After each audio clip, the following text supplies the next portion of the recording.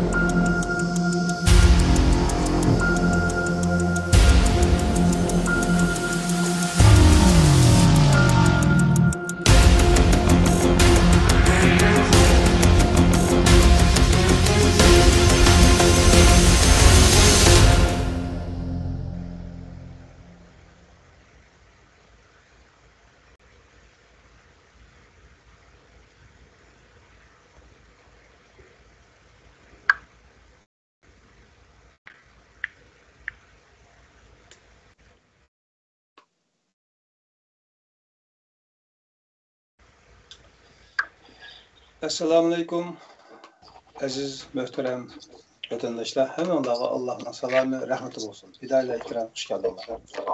Saklık koyduk, biraz keçikip başladık. Sehvellik men de ekmek uğraşlı.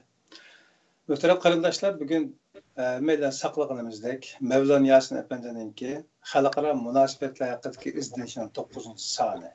Amerika, Kanada, Avrupa ve Xitay arasındaki münasebetlerge yakından bir nazar silip, növbette ketayotgan ahvolini bayqaganlarni bizlar o'rtoqlashmasida program hazırlaptı. Biz inşallah görüş jarayonida savollarimiz bo'lsa, tavsiyalarimiz bo'lsa, tang o'rtoqlashsak, paylaşsak bo'ladi inşallah.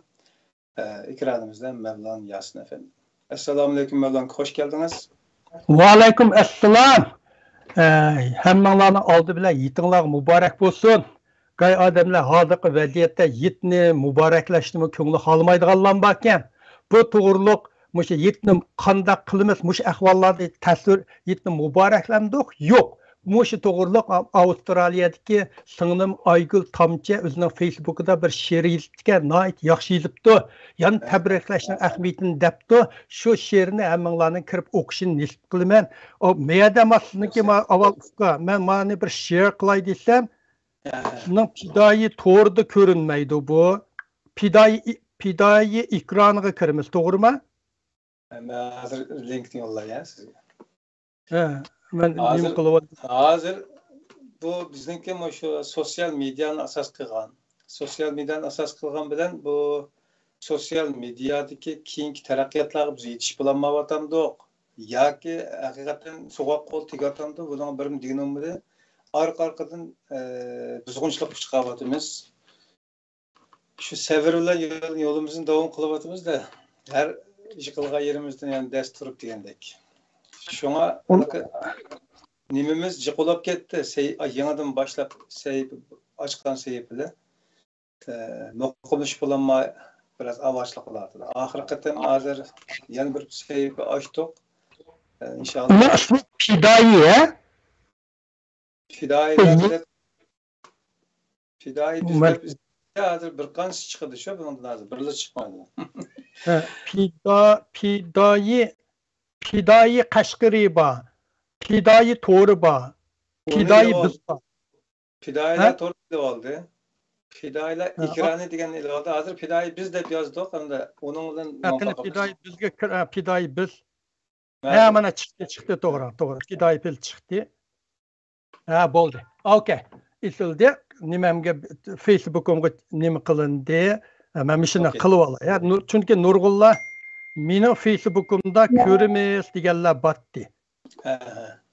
Shuningdan bo'ldi. Assalomu alaykum hammanglar hamsi. Bu mening bugun Xudoyim bo'lsa Fidoylar ekraniga chiqqan qarab baqsam 31-sonimki. Buningda men xalqaro vaziyat to'g'riliq bugünkisi 9-si. Men bu Fidoylar ekranini mushu xalqaro vaziyatni so'zlashdan boshlagan. Keyin endi bu doirasi o'tib ketdi, 36 ga o'tdi, xalqaro bo'ldi. Dünya taraqqiyot, ilm-fan hamma kengayib ketib boramiz. Bu kengayib bu so'zlaydigan narsalarning jihliqi hozir. Mush ekranning deyman-ku, har hafta so'zsam, ya'ni 100 hafta so'zsam, so'zligidek narsa bor ekan. Endi men bugun mana xalqaro vaziyat to'g'riliq, xalqaro to'g'riliq o'zimning ko'z qarashlarining 9-sini so'zlayman. Men buni bu yerda keskin aytalayman. Olti mushu bir necha yil yoqi mush Fidoyi ekraniga chiqib so'zlagan yoqi mening xalqaro vaziyatga bo'lgan mo'ljarlashim, belga analizlarim hozirgacha put dastlab tura oldi. Taraqqiyotning sinoqidan o'tdi deb aytalayman. Shuning uchun men 9-sini boshlayman. Yana sizga degidek men kirish so'zimdan boshlayman.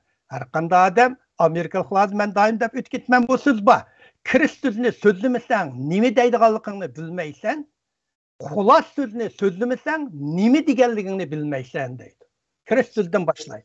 2023-yili 3-oyning 27-kuni Amerika parlament Avam palatasi 415 ovoz qo'llash, 0 ovoz qarshi turish natijasida Jumhur Xalq Jumhuriyati taraqqiy qilayotgan davlat emas qonunini ma'qullandi. İngilizce'de buna PRC is not a developing country act deydi. Bu nayt mühim kanun. Bu kanun layihasini California ştatdaki, men turgan ştatdaki Young Kim bilen Gary Connolly o'ttirga qo'ygan.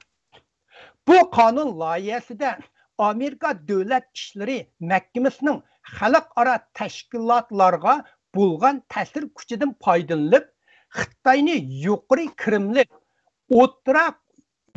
kirimlik yoki taraqqiy topgan davlat qatoriga kirgizishni taraqqiy qilayotgan davlat deb qaramaslikning zarurligini ta'kidladi.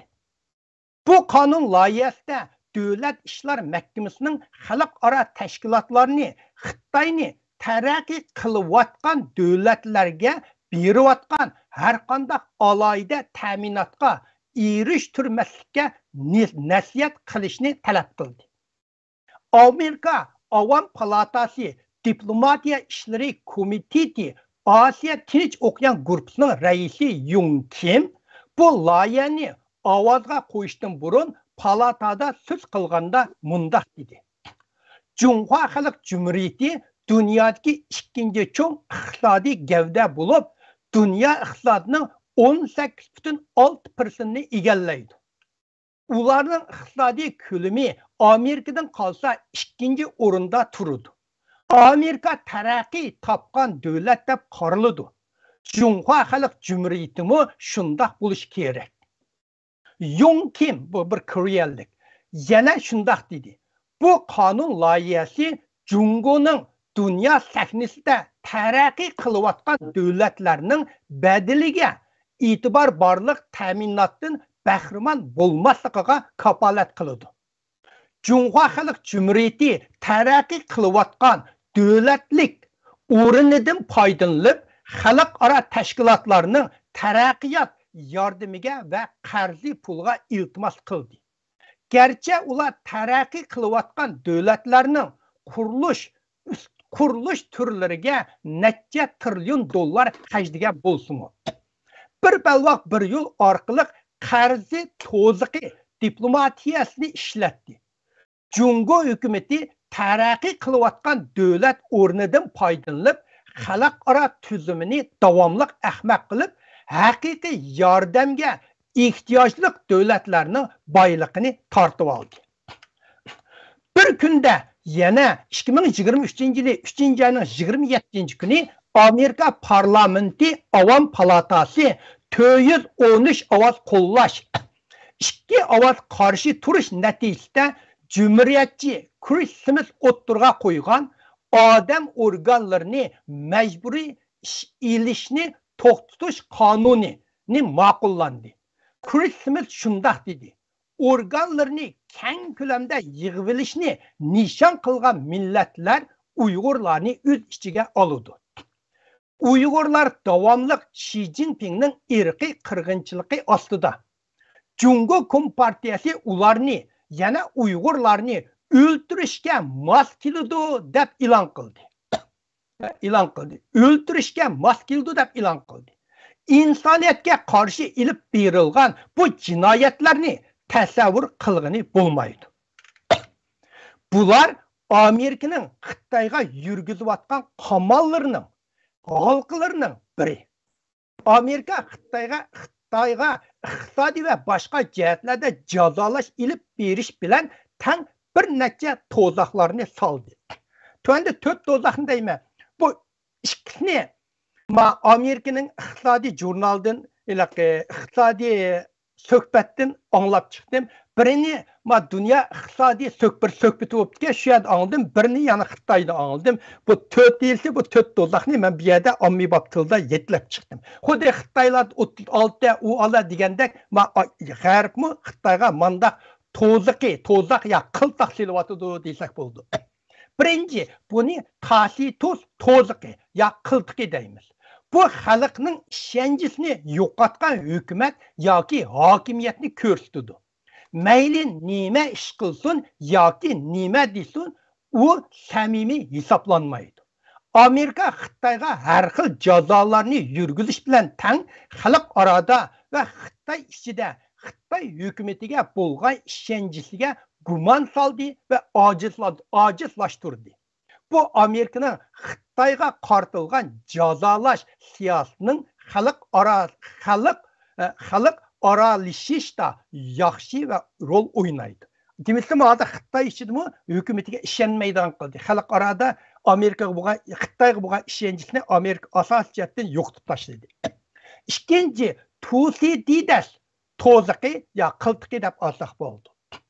Bu yangidan kuchayotgan va ko'tarilayotgan davlat hozir mavjud bo'lgan buyuk kuchga tahdid qilib, uning o'rnini olmoqchi bo'lganda ikki taraf urush xavfiga duch kelgan ahvolni ko'rsatdi. Hozir bu atalg'u Amerika bilan Xitoy o'rtasidagi yo'shurun to'qinishni tasvirlaydi. Amerika strategiyachilari xalq oradagi har xil muhit va vaziyatlardan foydalanib, Xitoy bilan Amerika o'rtasida to'qinishning jiddiylashadigan vaziyatni yaratdi. Xitoy Tayvanga hujum qilish orqali Amerika bilan urush bo'ladi degan ong xalq orada o'rtoqlashdi. Bu Xitoy zo'r mablag'ini harbiy kuchga yutkashga majbur bo'ldi. Uchinchi, O'rta Qrim to'ziqi, qiltiqi. Bu Dünya Bankası o'ttirga qo'ygan hukm. Bir davlat Tuvan Qrim bosqichdan O'rta Qrim bosqichga kirgandan keyin iqtisodiy O'rta Qrim saviyasida uzun muddat to'xtab qilib, iqtisodiy taraqqiyoti sijil ostilab va iqtisodning ishishi ostilab ketgan ahvolni tasvirlaydi. O'rta Qrim to'ziqiga tushib qolgan davlatlar xizmatchilarning maoshi o'rlishi sababidan eksport mahsulotlarining raqobat kuchi yo'qolib, arzon baholiq mahsulot ishlab chiqaradigan davlatlar bilan raqobatlashamaydi. U yana qo'shilma qimmat bozori va taraqqiy topgan iqtisodiy gavdalar qatoriga kirolmaydi. Bu davlatlarda mundaq alomatlar ko'rindi. Mablag' silish nisbati tuvan. Zavodlarning qimmatining eshish sur'ati osta. Kasb yetarlik va ko'p xil emas. Emgak kuchi bozori nachar. Nüfusning qerish ahvoli ig'ir va tug'ish nisbati tuvan. Amerika hozir Xitoyning ichi sirtida mushundaq muhitni amallashtiryotdi. To'rtinchi, o'rta xil texnika to'ziqi, qiltiqi. buni Xitoycha Zhongdeng Jishu Xianjing deydi.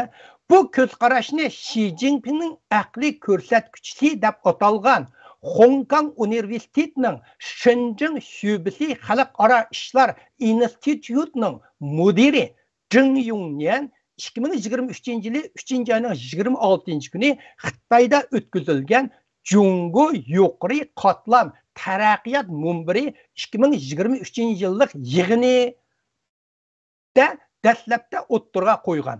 Ma'ni ayliqini Xitoycha tekshirayman deganlar bo'lsa, buni Xitoychada bu yig'inning ismini Zhongguo Fazhan Gaosong Luntan 2023年年会deydi. Zheng Yongnian buni o'ttira hol texnika qiltiqini bundaq tushundirdi. O'ttira darajalik texnika to'ziqi bo'lsa, taraqqiy qilayotgan davlatlarning tuan tanarxi afzalligiga tayanib, taraqqiy topgan davlatlarning pishib yetilgan kasblarining ishlab chiqarish iqtidorini o'z davlatiga yutkashni qabul qilishni ko'rsatdi.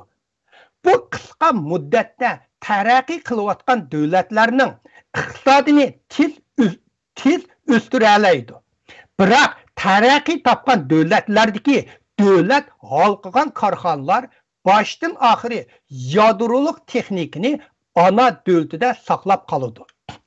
Faqat ikkinchi darajalik texnikani taraqqiy qilayotgan davlatlarga yutkaydi. Bu ikkinchi darajalik texnika yutkashdan olgan foydani yig'ib bo'lgandan keyin taraqqiy qilayotgan davlatlardagi yerlik korxonalar texnika bo'shliqini muvaffaqiyatli yechib bo'lolmasa, taraqqiy qilayotgan davlatlarning iqtisodining eshishi uzoq muddat bir izda to'xtab qolgan holatga kirib qoladi. Jungo texnika foydasi tugagan girdobiga yetib, o'ttira hol texnika to'ziga tushib ketish oldida turdi. Bu Xitoyning eng oliy texnika olimining degan gapi, hozir Amerika Xitoyni ashiliq o'ttirqi hozirgi saviyada mushta turib qoldigan taraqqiy qilmaydigan holga tushirib qo'ydi deydi. Amerika sabirjonlik bilan Xitoyni naq Zheng Yongnian andisha qilgan ahvolga tushirib qo'ydi. Kirish so'zi mishat tugsun. Endi men burun men eng so'zlagan vaqtlarimda har 3 oyda bir shu xalqaro vaziyat to'g'riliq so'zlatdim. Hozir so'zlaydigan narsalar jiqilgan ekan 6 oyda bir so'zlayapman. Shuning uchun bu so'zlashni men o'zimga qulaylik bo'lish uchun nurg'un bo'limga ayirdim. Shu bo'limlar orqali so'zlayapman, so'zlayman. Fikringlar bo'lsa, qo'shilmaydigan yerlar bo'lsa, har qanday vaqtda menga desanglar men tayyor. Birinchi Xitoy iqtisodi birinchi bo'lim. Bugun so'zlamoqchi bo'lganning birinchi bo'lim Xitoy iqtisodi davomli zavolga yuzlanyapti. Birinchi Xitoy iqtisodiy krizis, buni men 5-6 turga bo'ldim. 5-6 birinchi bo'limni 5-6 ga bo'lib so'zlayman. Birinchi Xitoy iqtisodiy krizisi o'ttirga chiqdi.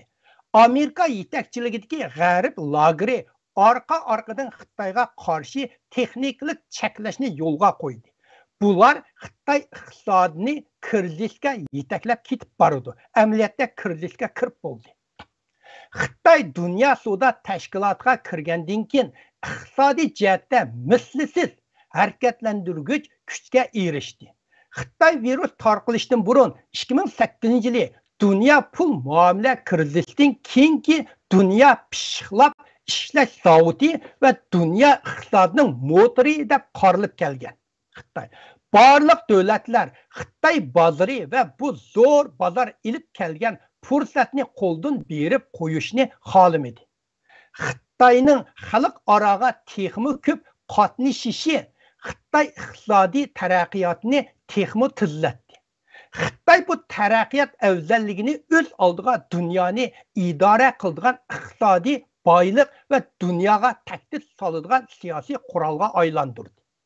Bilim mulk jihatda Xitoy chet el mablag'idagi korxonalarni texnika o'tinib kirishga majburlashdan boshlab qadam ilgirlab bevosita texniklik asli ishlab chiqargan davlatlarga o'g'irlik qilishga boshladi.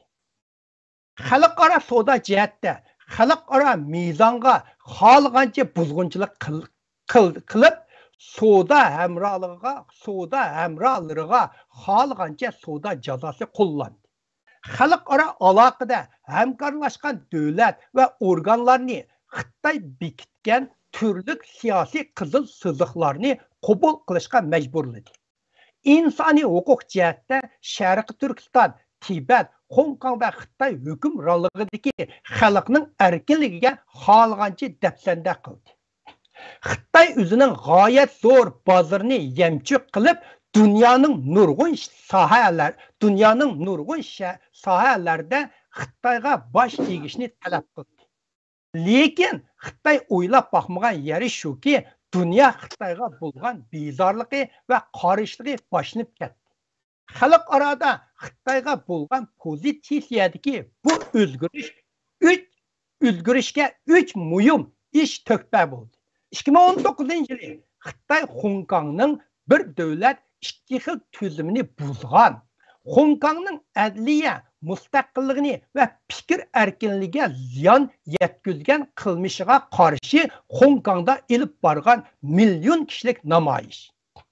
2022-yili Xitoy virusining dunyoga tarqalishi. 2021-yili keng ko'lamda oshkorlangan Sharqiy Turkistondagi irqiy qirg'inchilik. Bu 3 xil qirg'inchilik Xitoyning birla vaqtda 3 o'lchamda erkin dunyoga chiqilganligiga vakillik qildi. Xalqaro va'daga osilik qilish, dunyo iqtisodiga tahdid qilish, insoniy huquqni dafsanda qilish. Xitoy dunyo savdosiga kirgandan buyon dunyoning har qaysi joylarida Xitoyga qartilgan yig'ilgan noroziliklar 2019-yili portildi hamda tez suratda yamrab ketdi. İkinci, Xitoyning ichidan chiqqan xabarlarga qaraganda, Xitoyning iqtisodiy vaziyati hamma odamning o'ylaganlaridanmi nachar va jiddiy. Xitoyning iqtisodi chekinib, ishsizlik iqimi butun Xitoyga tarqab ketdi. Beijing, Shanghai, Guangzhou, Guangdong qatorliq taraqqiy qilgan shaharlarda xizmat topolmagan ishlamchilar ko'chalarda qo'nib qolgan, xizmati bor sirtqa mol sotquchilarmi kirimning tuvallab ketganligidan chidirda uxlashga majbur bo'lgan ko'rinishlar hamma yerda topqini bo'lgan bo'lib ketdi. Xitoy yurgizgan nol tozalashchilik virusni Qingling deydi Xitoycha. Nol tozalash siyosati iqtisodga qattiq zarba berib, zo'r miqdordagi korxonalar vayron bo'ldi. Beijing, Shanghai, Shenzhen qatorliq birinchi safdagi shaharlardagi ishsizlar zo'r darajada ko'paydi. Ko'chalarda sargar donlar qo'shinining soni tuz siziqliq o'rlidi. İkinci, üçüncü liniyadagi shaharlarning ahvoli texmi ichinishliq. Savdo ko'chalari kunduzmi odam yo'q olvasti shaharga aylandi.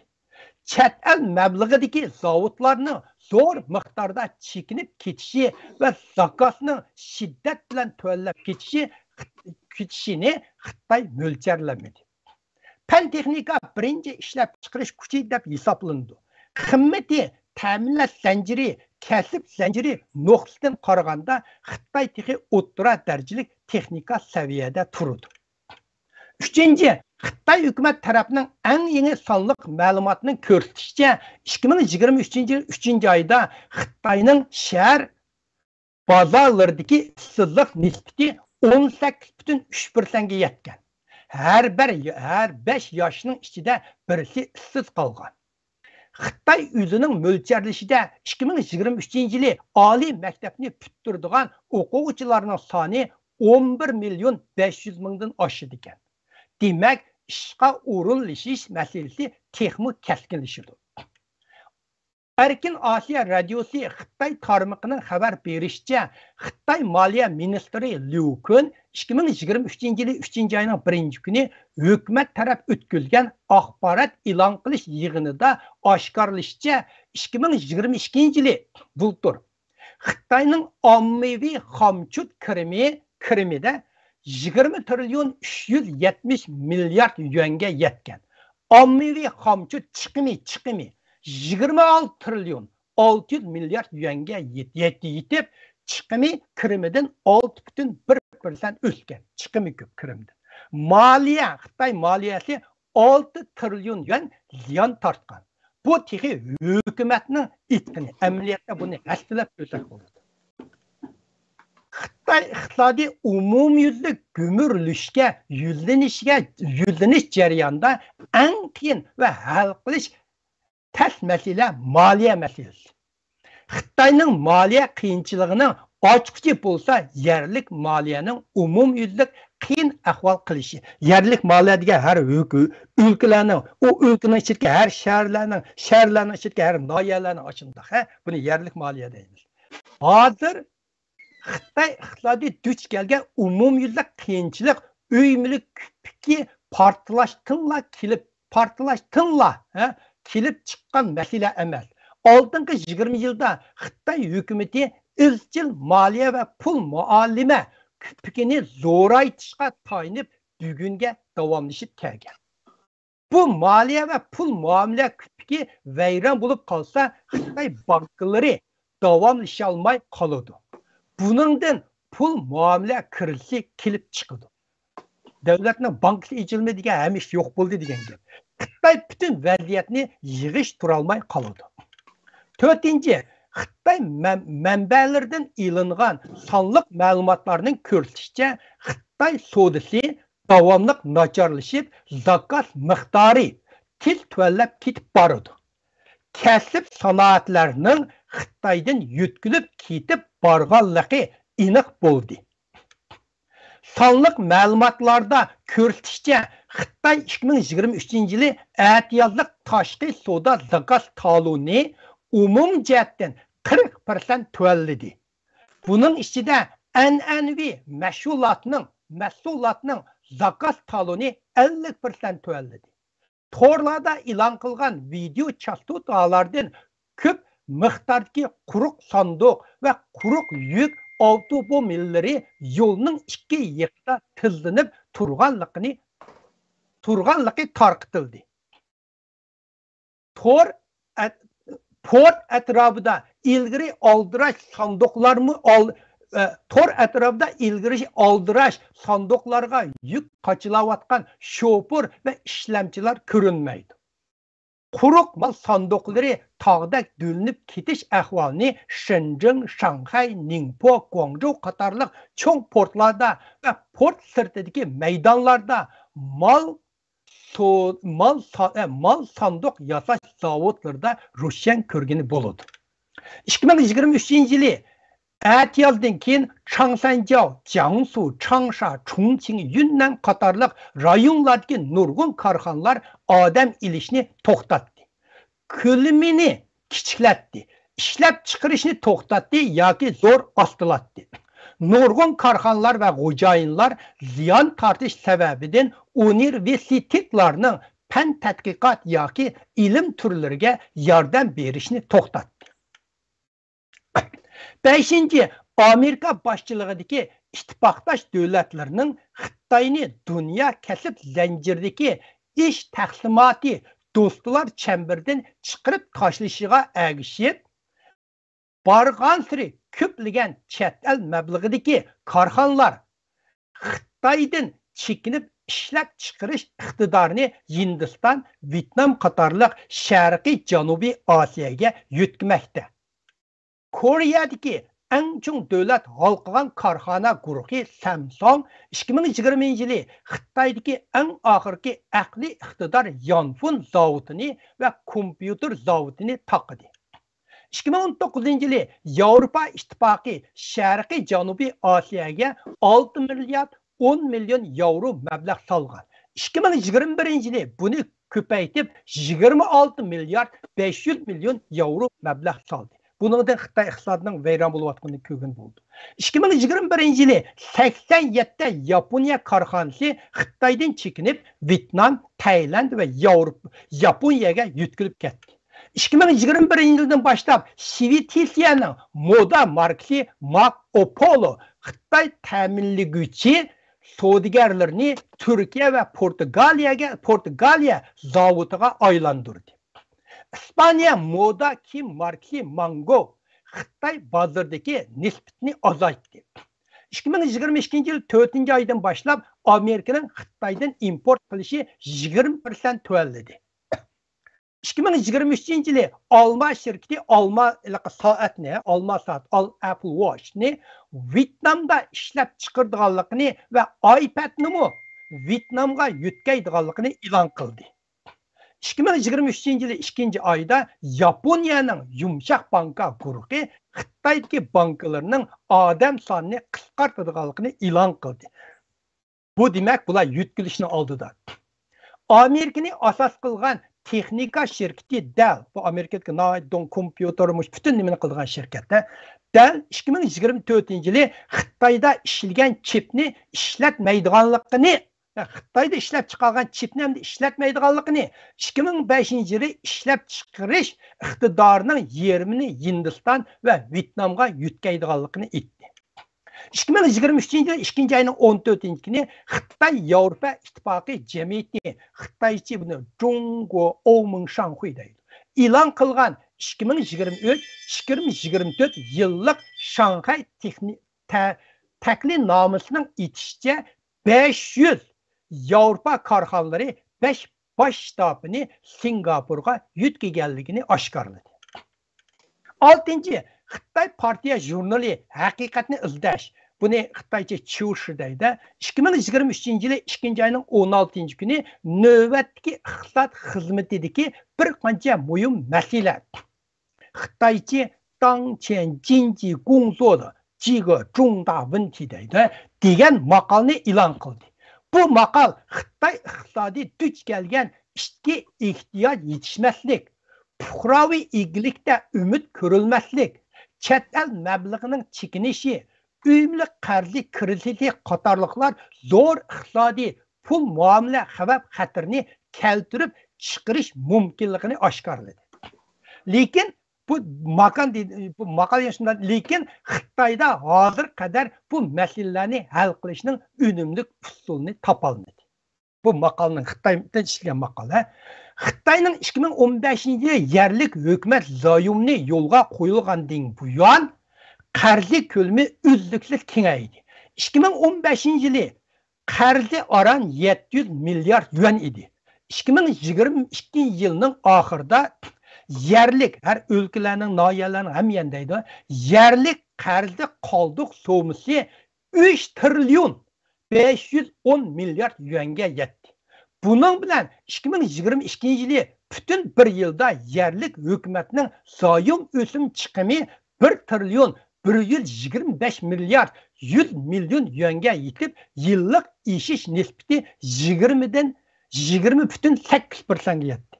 10 yıllık boğandı ki zayım ağanda adam zayımını her yılı hükümet sizin prosentiniz tölep verdi. Hazır 20% töleydi. Şunun için bu zayımlarını hazır Xitay hükümeti tölep veremeydiğen yer yetti. Bu zayım ağalarının zayımı bekar oldu. 7.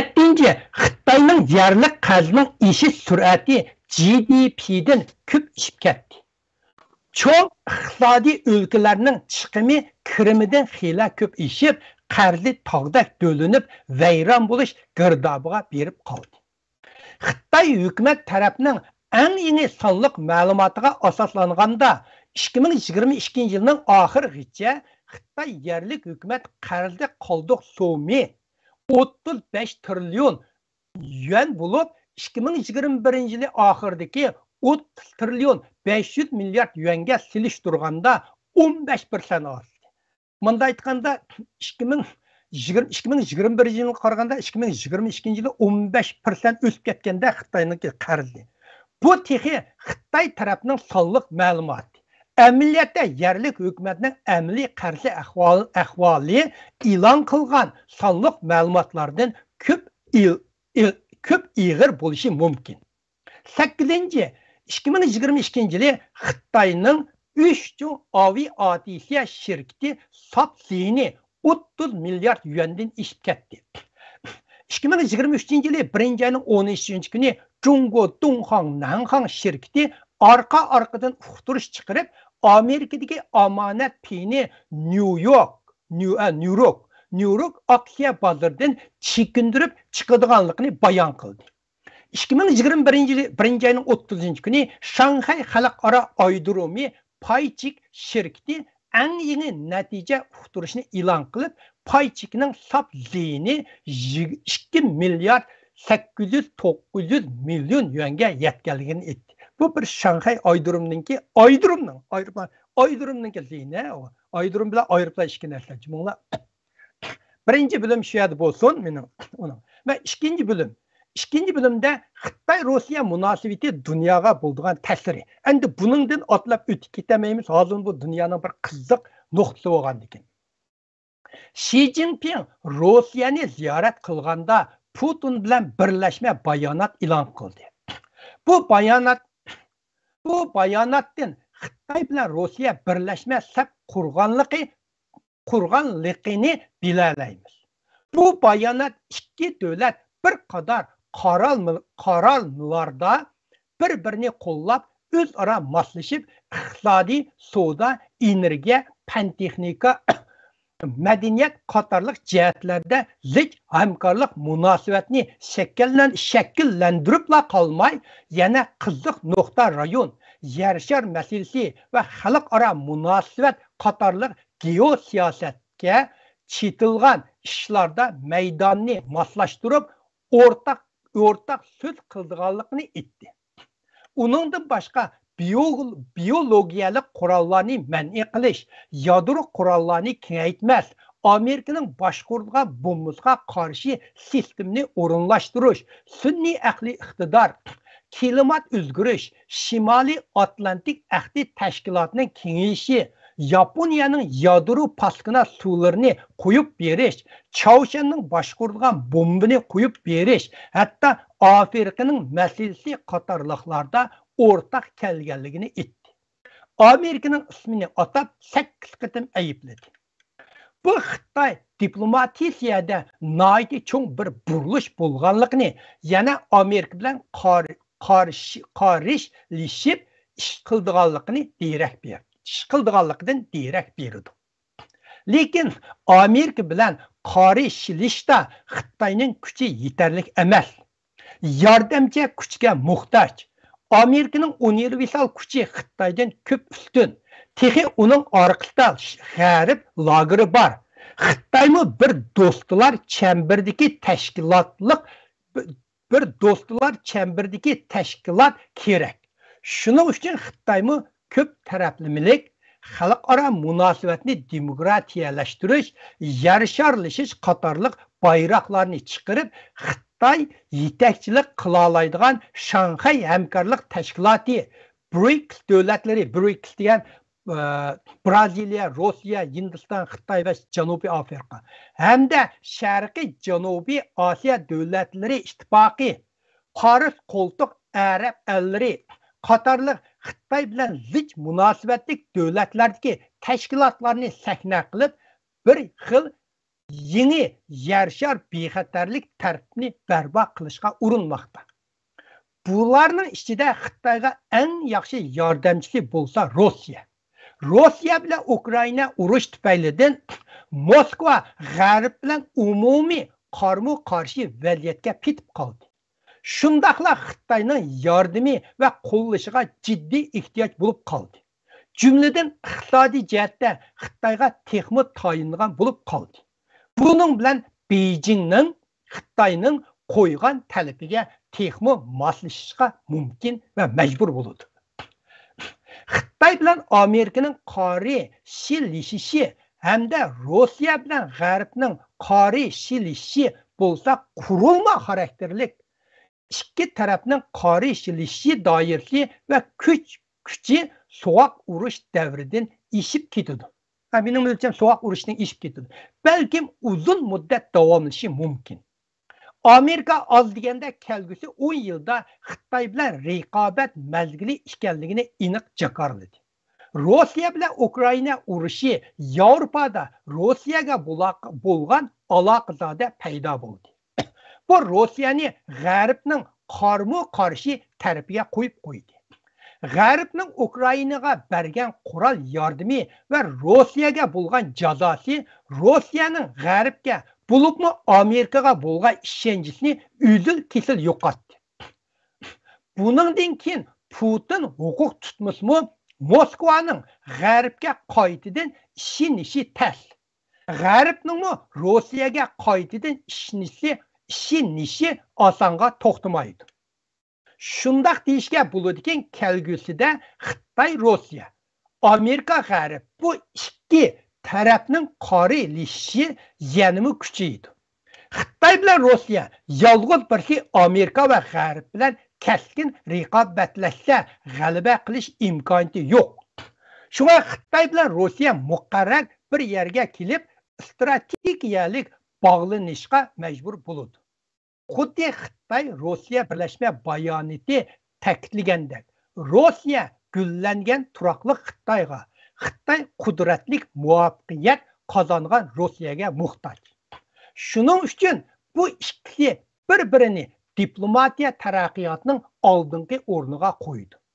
Shuning uchun yaqingi yillardan buyon bu ikki davlatning harbiy ishlardagi hamkorligi va o'zaro ishinishi zo'r darajada oshdi. Siyosiy jihatda bu ikkisi Amerika va G'arbga qarshi ittifoqdoshni shakllantirdi. Xitoy, Rossiya, Amerika, G'arb bu ikki xil dunyo qarash va dunyo tartibining ilishishi boshlanib ketdi. Mushularga asoslanib NATOning bosh kotibi Jens Stoltenberg Xitoyni qattiq ogohlantirib shundoq dedi.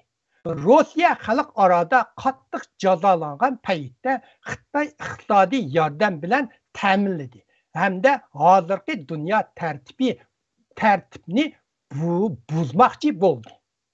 Mening ko'z qarashimda Xitoy bilan Rossiyaning munosabati mayli hozir yoki kelgusida bo'lsin, oxirida barobar bo'lmagan iqtisodiy hamrohlik munosabatga yig'in chaqlandi. Ba'zida siyosiy hamkorlik shakllandi. Haqiqiy ittifoqdosh bo'la olmaydi. Ukraina urush boshlangandan keyin Xitoy Rossiya iqtisodiga nisbatan intayin muhim bo'lib qoldi. Xitoyning Rossiyaga bo'lgan eksport nisbati urushdan burungi 13,2% dan 2022 yildagi 19,3% ga o'rlab 2023 yil 25% ga o'sishi mumkin. 2022 yili Rossiya eksport qilgan xalq puli chiqim nisbati 0,5 dan 16% ga oshdi. Xalq puli Rossiya savdo o'rnidagi savdo miqdori eng ko'p pulga aylandi. Rossiya shirkatlari xalq puli bilan qarz ilishni boshladi va davlat boylik fondi faqat xalq puli bilan to'liqlanadigan bo'ldi. Xitoy bilan Rossiyaning qo'g'lashayotgan nishoni o'xshamaydi. Xitoy bilan lekin mushlar bo'layotgan bilan Xitoy bilan Rossiyaning qo'g'lashayotgan nishoni o'xshamaydi. Xitoy bir davlat va jamiyat bo'lish sifati bilan Amerika yetakchiligidagi yer sharlashishdan zo'r foyda ko'rdi. Xitoy iqtisodiy dan yer sharlashishda boshlamchi bo'lib taraqqiy qildi. Mushu sabab tufaylidan Xitoy bir tarafdan yanıla yer shar iqtisodining yuzlanishini tirishib qo'g'daydi. Yer shar iqtisodining yuzlanishini tirishib qo'g'daydi. Yana bir tarafdan Amerika markaz bo'lmagan bir dunyoni barpo qilishga tirishadi. Buningga selishtirganda Rossiya bir davlat, bir jamiyat bo'lish sifati bilan yer sharlashishdan hech qanday foydaga erishamadi. Shunga Rossiya rahbarlari dunyo voqeasining taraqqiyotiga parvo qilmaydi. Ular dollarning vayron bo'lishini, Yevropa ittifoqining parchalanishini, mustabid davlatlarning umumyuzlik bosh ko'tarishini umid qiladi. Ular Xitoyda Amerikaning o'rnini elishni izlanmaydi. Balki Amerikaga imkon qadar zo'r ziyon yetkazishni hamda bu jarayonda badal to'lashni xohlaydi.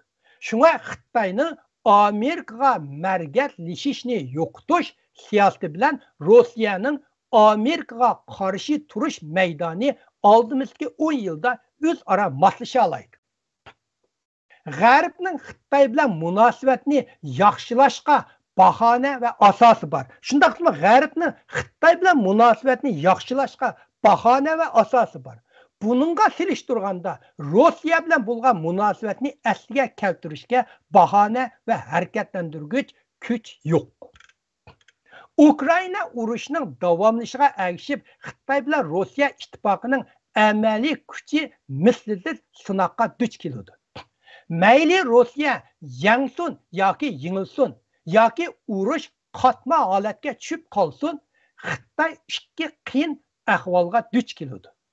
Chunki urush bir xil davomlashgan bilan oxirlashish usuli har xil posunda bo'ladi. Agar urush Ukraina g'alaba qilsa, G'arbning chidamligi va elastikligi mustabid tajovuzning ojizligi isbotlandi. Ukrainaning G'arbning qo'llashi ostidagi g'alabasi Xitoyni alohida beorom qilib yutdi. Xitoyning sharq ko'tarilib, G'arb cho'kdi degan tashviqoti bekor qilib tashlaydi.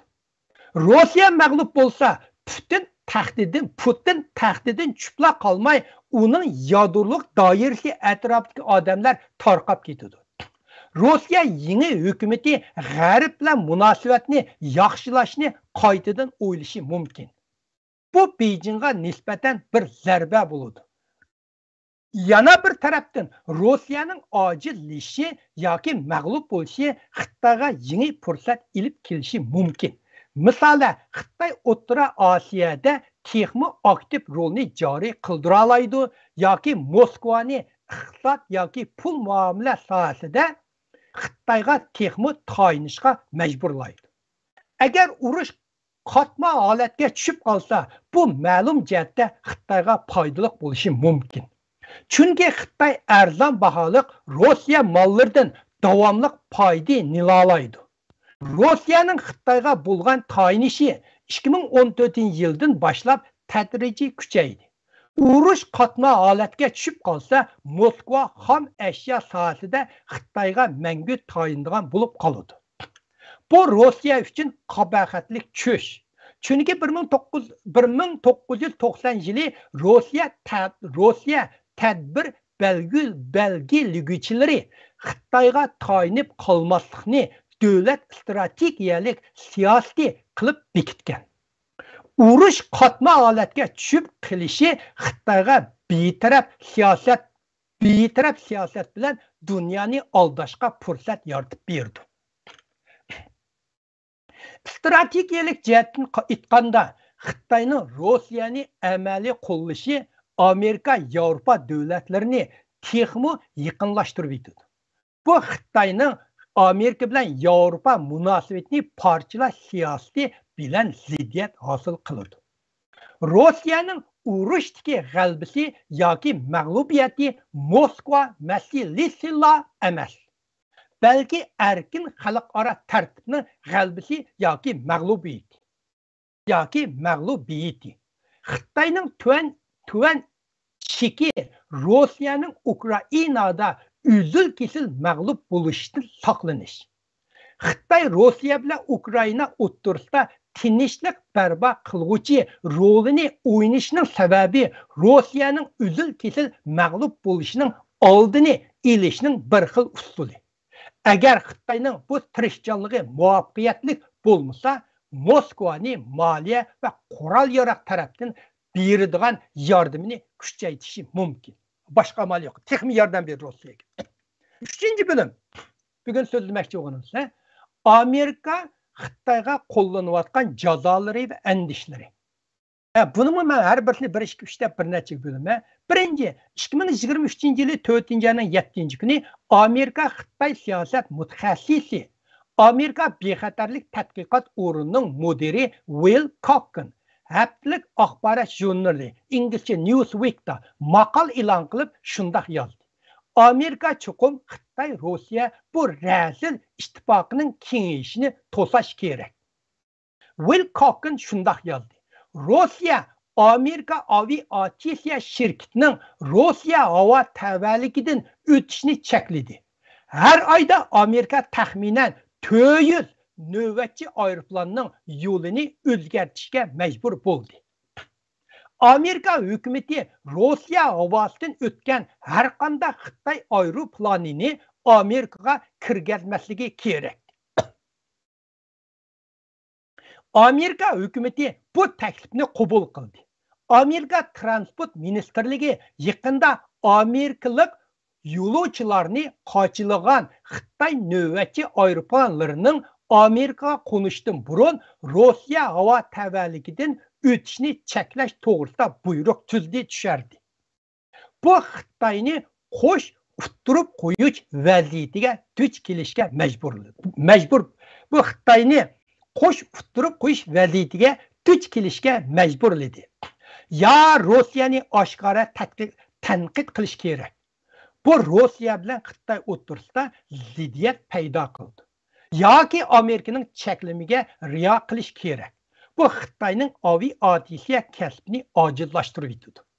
Xitoy aviatsiya kasbining qimmati bo'lsa 150 milliard dollardan oshadi. Bu ziyonga Xitoy bardosh berolmaydi.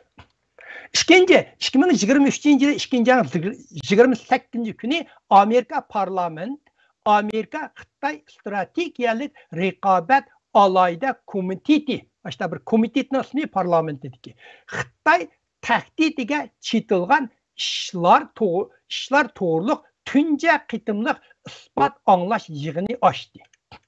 Shu kuni Amerika parlamenti Avam palatasidagi 2 komitet az deganda 8 Xitoyga qartilgan taklif loyihasini ma'qullab, necha 10 yildan bayonqi rekordni yaratdi.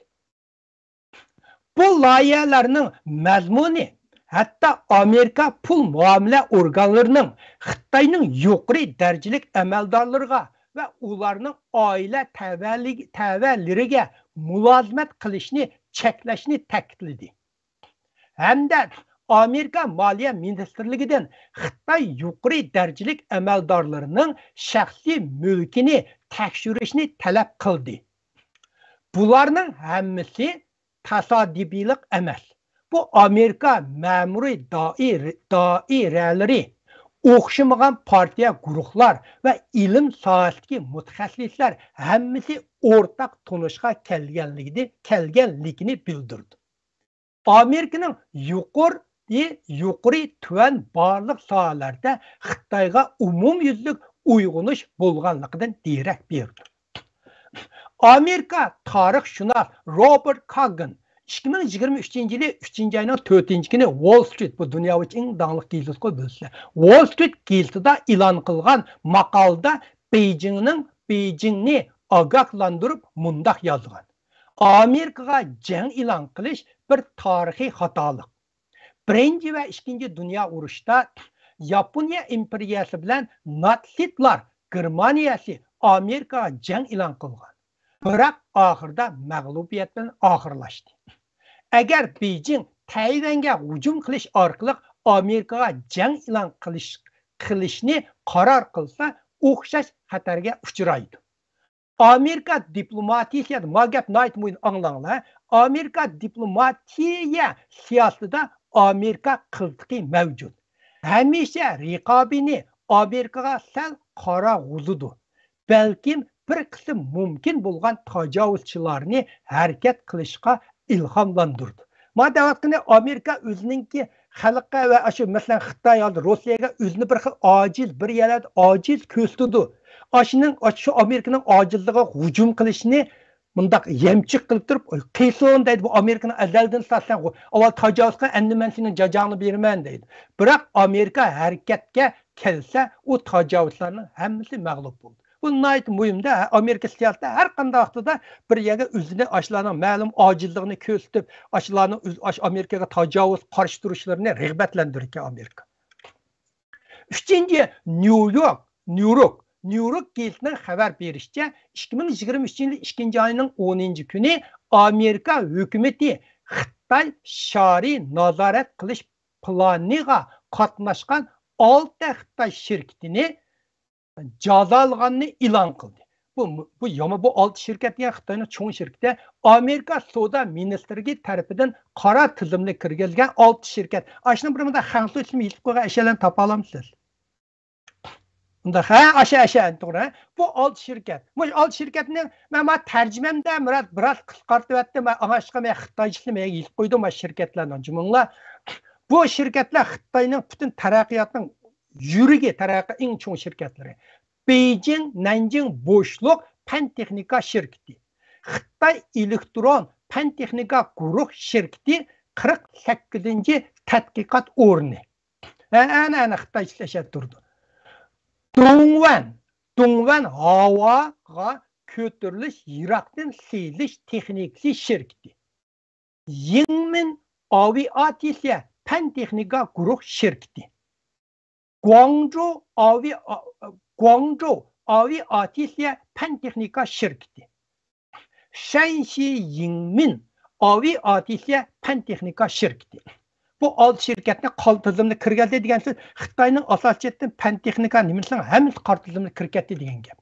2023 yil 2 ayning 15 kuni Amerika Kengash palatasi 2 turli qarorni birdak ma'qulladi. Xitoyni Amerika bo'shliqida josuslik shari avatdi deb Avam palatasi bilan birlikda bu voqeani rasmiy aybladi. Amerika axborot xodimi yig'ib olgan Xitoy shar zapchastlari ustida to'xtalganda mundaq dedi. Uning ustiga ko'plagan antenna bor bo'lib, uchur yig'ish va jo'grafiyalik o'rinni belgilash iqtidori bo'lgan xabarlashish qatorliqlarni o'z ichiga oladi. Uningga yetarli cho'ng quyosh energiyasi batareya taxtasi saplangan. Bu havo sharining uskunlari aniqla axborot ko'rsatishga ishiltidi.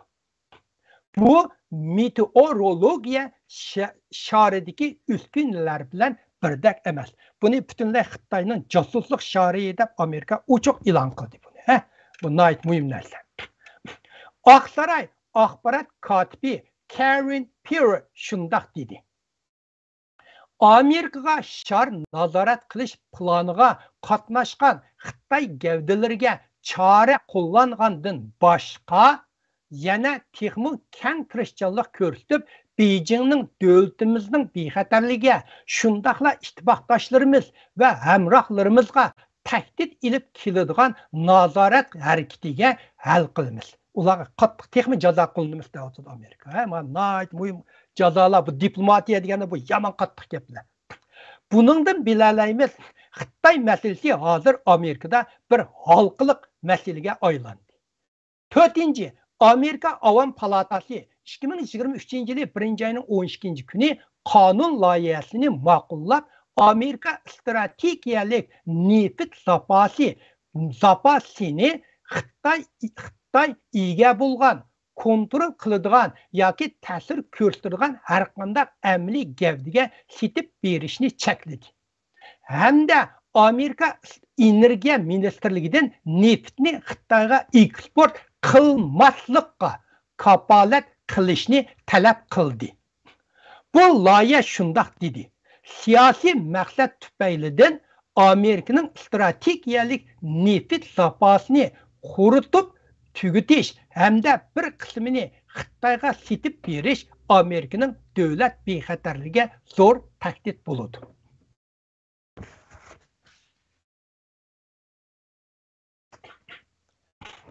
Bugun so'zlamoqchi bo'lgan 4-bölüm. Xitoy diplomat siyosatlari mag'lub bo'lyapti. Yaqin yillardan buyon Xitoy siyosiy nishoniga yetish uchun har qaysi davlatlarga iqtisodiy tahdid ilib borgan bo'lsa-mu, uning önemi bo'lmayla qolmay, aksicha bir qism davlatlarning Amerikaga yaqinlashishiga turtki bo'ldi. Masalan, 2022 yili Avstraliya hökuməti Xitay virus mənbəsini sürüşdürüşni tələb qılğaçqa Xitayның cəzasına uçurdu. 2021-ci ildə Livaniya Tayvan bilan bo'lgan munosabatni kuchaytganligi uchun Livaniyaning Xitoyda yemaklik tarqitish ijozatini to'xtatdi. Lekin Xitoyning bu tadbirlari bu davlatlarning Xitoyga qartilgan siyosatlarini o'zgartirmadi.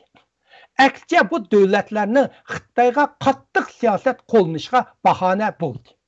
Iqtisod tahdid Xitoyning strategiya nishoniga yetishga yordam berolmadi. Amerika strategiya va xalqaro tadqiqot markazining oliy muavin raisi Matthew Gutman shundoq dedi. Xitoyning iqtisodiy tahdidi kelgusida kun sari innovatsiz bo'lishga majbur bo'ladi. Qurilma xarakterlik omillar tufaylidan Beijingning iqtisodiy tahdidining unumi tadrijiy pasaydi. Birinchidan har qaysi davlatlar Xitoyning bundaq vositani tunib yetdi. Ikkinchidan Xitoyning iqtisodiy hozir qurilma xarakterlik chekinishga duch keldi. Kishilar boshqa yangi bozorga izlanyotdi. Gaylaylik iqtisodiyotning nima bo'lma qurilma xarakterlik degan ikki davlatning umumiylik kuchini sinash, masalan, qimmat, harbiy, diplomat, iqtisod mushi taraflardagi umum munosabatni selishtirishni qurilma shaklda edi. Tushundinglar mana. Bu cho'nqirlab kirib ketmay gaylama atalg'u to'g'riliq Xitoyning iqtisodiy tahdidni kuchsiz qoldirish uchun Amerika hukumatı tarmoq halqagan organ qurib, har qaysi davlatlar Xitoy iqtisodiy tahdidiga duch kelganda pul, diplomat, savdo qatorliq yordam berib, ularni ziyonkashlikka uchrashdan saqlaydigan loyihasini tuzib chiqyapti.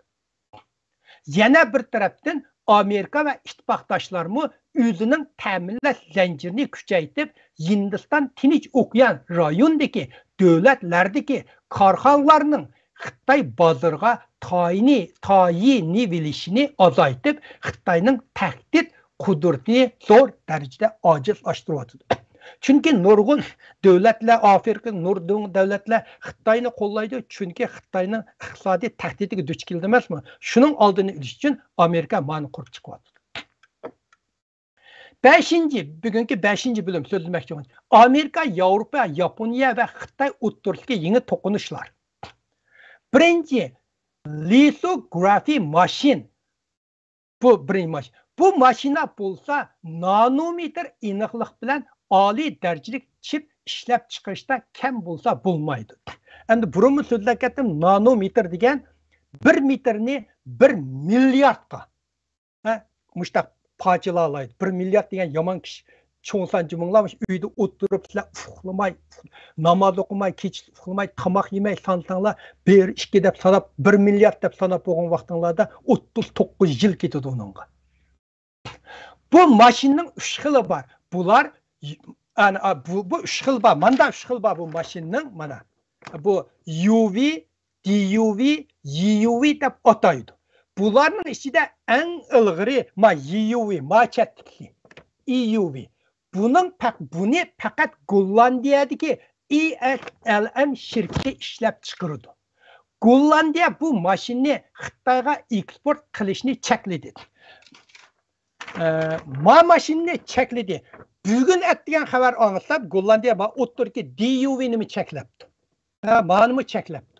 Gollandiya savdo ministrligi Lisiya Sexiya Namahir o'qiyolmay keldim. Meliq sizga men qanday o'qiydigan ismim shu. Lisiya Sexiya Namahir 2003-yilda 17-kuni DUV'ni Xitoyga eksport qilishni cheklaydiganligini e'lon qildi. Tunugun o'qidim biraz. Tunugun o'qisam bu mashinani cheklabdi. Buni e'lon qilishga. Yaponiyaning bu tipdagi texnikalarni Xitoyga eksport qilishni cheklaydiganligini aytdi.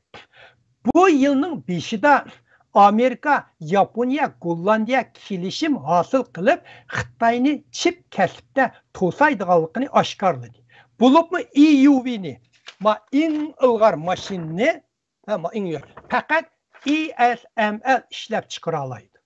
Gollandiyadagi aşımı. Yaponiyada ilaq neçə yüz milyar dollar şirketdən Avropada ES yolu bilan yani Germaniyada ikkili şirket var neçə yüz milyarlıq şirketler. Dünyada ilaq neçə yüz milyarlıq dollarlıq şirketlerinin hammasida Amerikada.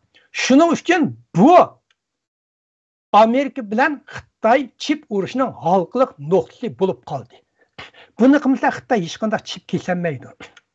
İkinci, Amerika Devlet Bexatarlik Kengeyişinin bayonatçısı John Kirby 2023 yılı 3. ayının 17. günü mundaq dedi. Amerika Xitoy Moskva bilan ilip bargan söhbetde o'ttirga qo'ygan Ukrayna urush to'xtatish chaqirig'ini qo'llamaydi. Bu faqat Rossiyaga foydali. Xitoy tarafdan aniqlangan urush to'xtatish amaliyotda Rossiyaning Ukraynaga tajovuz qilib, zaminini ishg'ol qilishni qo'llaydi va tasdiqlaydi. Shuning bilan bir vaqtda u Rossiyaning urush to'xtatishni fursat sifatida ishlatib, Ukraynadagi o'rinini texmo mustahkamlab, askarlarini qaytadan ratlab va qurollantirib, yangi hujum qilish fursatini yaratdi. Hozircha urush to'xtatish Ukrayna'nın menfaatine uygun emas. Demek Amerika uyada urush to'xtatishni xohlamaydi hozir. Hamda u Birleşken Devletler Teşkilatı nizam nomasiga xiloflik qiladi. Chunki bu xalqarodagi Rossiyaning Ukraynaga qonunsiz tajovuz qildi degan tushunchisini og'dirib tashlaydi. Bu Amerikaning bayoni. Amerikaning bu bayonati Xitoyning Rossiyaning tajovuzchiligini qonunlashtirish suiqasdini bekor qildi. Yevropa tashqi munosabatlar kengayishi aqllar ombirining Sharqiy Osiyo bexatarlik mutaxassisi Jentel Ortel mundaq dedi. Xi Jinping bu vaqtda ijobiy rol o'ynaganda qiladi. Ammo amaliyotda u faqat Amerikaga qarshi turmoqchi. Urush to'xtatishni o'ttirga qo'yish orqali Xi Jinping Putin uchun ba'zi narsalarni qutuldirmoqchi. Uchinchi, bu bölümdeki üçüncü mesele. Angliyaning baş ministri Rishi Sunak deb o'qiymiz-ku Uyg'urcha.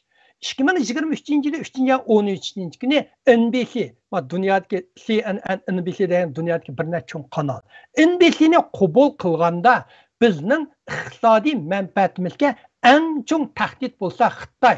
Bu dünya tartibga nisbatan sistemlik tahdid dedi. 2023 yılı 3. ay 12. günü Rishi Sunak Wall Street gazetiga yana shundaq dedi.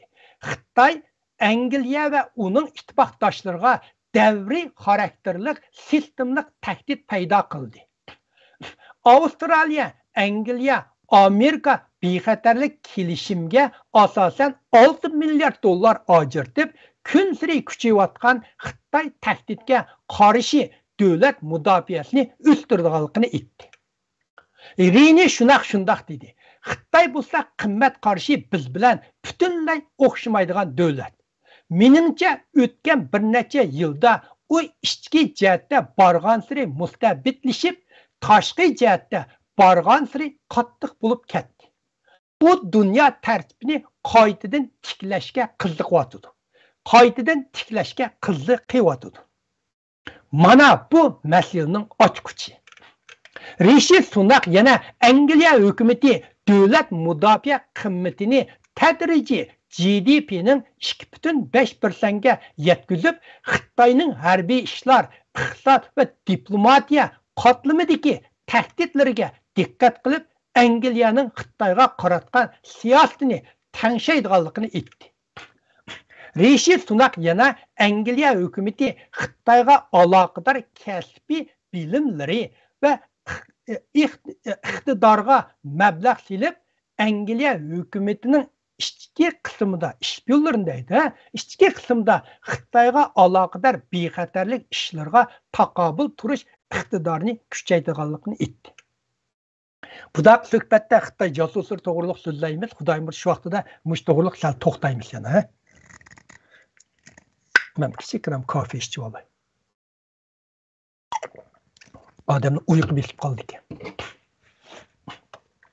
4. 2023 yılı 3. ayın 7. günü Kanada parlamenti 2 qitim ispat anglash yig'ini içip Xitoyning Kanadaning her sohalariga singib kirib ve aralashib Kanadaga ta'sir ko'rsatayotgan ahvolining kengayishi ham nacharlashishi jamoatchilikni endişige salganligi to'g'riliq mulohaza qildi. Parlament a'zolari Xitoy vositalarının Kanadadagi anglatish kinishlikni tezdan amaldan qoldirishni talab qildi. Cho'ng ishda Kanada bexatarlik axborot idorasining boshlig'i David Vigiold bu ve Kanada'nın Xitoyda turishliq sobiq bosh elchisi David Mulroney ispat anglash yig'inida Xitoy iqtisodiy josusning Kanada'nın gullanishga, egilik huquqiga ve manfaatiga ziyon yetkazganligini e'tirof qildi.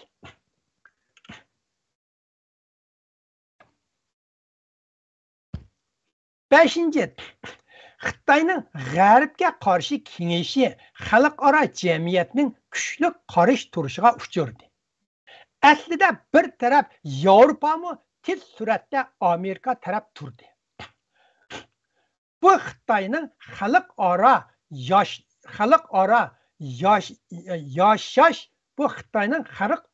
yashash muhitini tez suratda nacharlashtirdi. Şimali Atlantik Ahdnoma Tashkilotining bosh kotibi Jens Stoltenberg, Yevropa İttifaqı Kengashining raisi Charles Michel, Yevropa İttifaqı Komitetining raisi von der Leyen hamkorlik bayonot e'lon qilib mundaq dedi. Biz bir strategiyalik raqobat kunsiri kuchayotgan davrda yashayapmiz. Xitoyning uzluksiz kengaytilayotgan o'zbeshimchilik qilmishlari ve siyasetleri bizga tahdid ilib keldi. Rossiya birdan bir tahdid emas. Bu Şimali Atlantik Ahdnoma Tashkiloti bilan Yevropa İttifaqı tunji qitim tarixda hamkorlik bayonotida Xitoyni tilga ilish. Bu qitimki bayonotda hamkorlik sohasini coğrafiyalik, strategiyalik raqobat, xalqliq ul qurilishni qo'g'dash, yeni gullangan ve ag'darumchilik, xarakterlik fan texnika, olam bo'shlig'i, klimat o'zgarishining bexatarligiga bo'ladigan ahamiyati, chet elning uchurlarga aralishi ve kontrol qilishi qatorliqlarni kengaytirdi. Demak, mush keng doirada Xitoyga qarshi turmoqchi. Ukraina urush ve Xitoyning hayva qilishi G'arb lagerki necha 10 yildan buyanqi eng ittifoq payitlarni qanot yoydirdi. Bu amaliyotda G'arbning Xitoyni qo'rshog'a ilishdiki yana bir cho'ng qadimiy Xitoyning kelgusidagi xalqaro muhiti texmi nacharlashidir. Bir sekund vaqt beringlar.